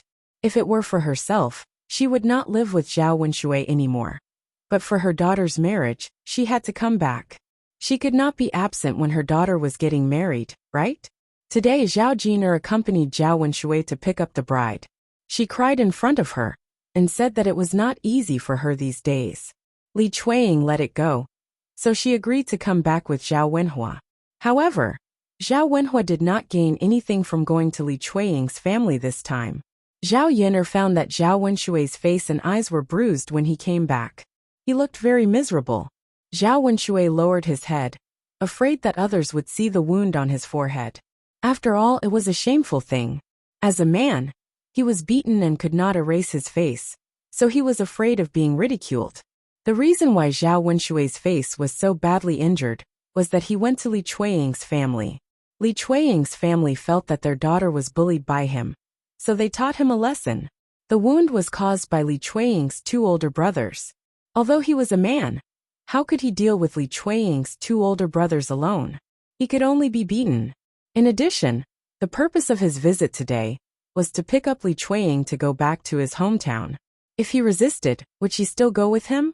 Obviously not. Therefore, even if he was wronged, he had to grit his teeth and bear it. But he didn't expect Li Chueying's two brothers to be so ruthless. They beat him so badly that he couldn't show his face in public. As soon as Zhao Wenshui and Li Chueying returned, old Zhao's family members hurried to greet them. They all greeted Li Chueying enthusiastically. Second sister-in-law, you're back. Second sister-in-law is finally back. Second sister-in-law. After all, they were family. When Li Chueying came back, they had to say a few words. Otherwise, if Li Chueying ran away again, the second branch would cause trouble for the other branches. If Li Chueying didn't leave this time, old Zhao's family wouldn't have to deal with all these troubles. Li Chueying suddenly felt a little uncomfortable in the face of these people's enthusiasm. In fact, she was bitterly disappointed in Zhao Wenshui and old Zhao's family members. But she didn't expect them to treat her like this. It was really a little surprising. Hearing the noise outside, Zhao Baoshan hurried out of the room and said to Li Chueying, "Second sister-in-law, you're back. It's good that you're back. It's good that you're back." "Father," Li Chueying called. No matter what, Zhao Baoshan was talking to her, so she had to reply politely. Zhao Baoshan showed a rare smile when he called her. He had been sullen these days because of these trivial matters at home. As people got older, what they wanted most was a harmonious family and a happy family.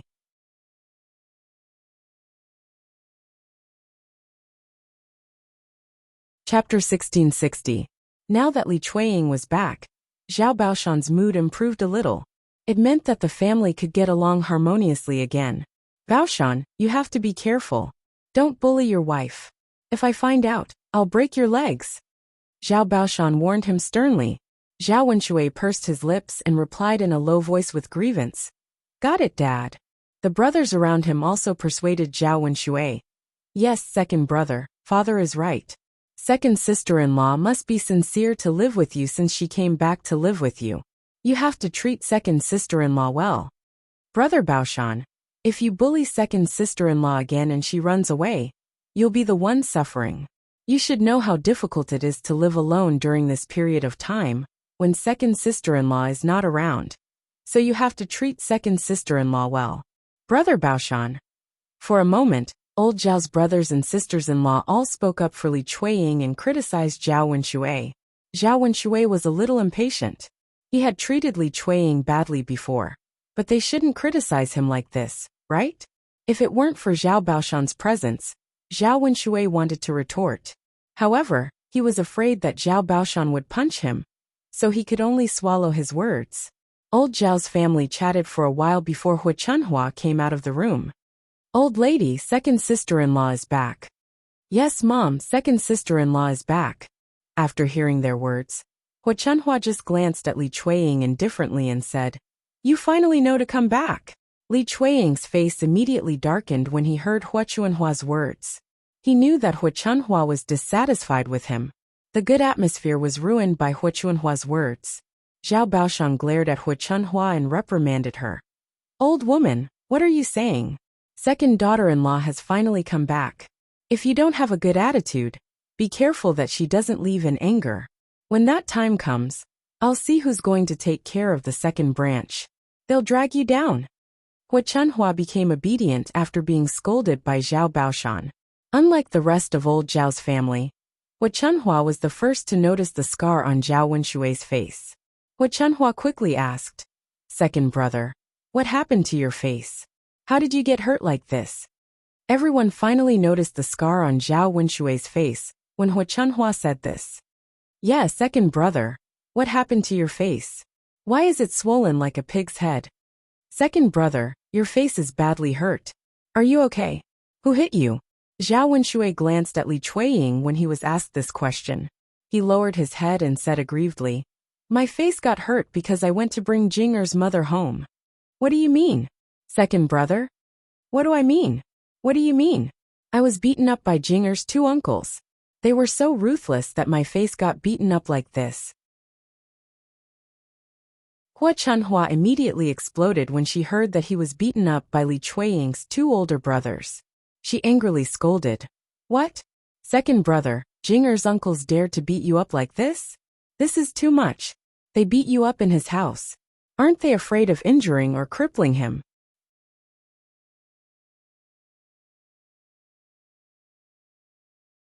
Chapter 1661.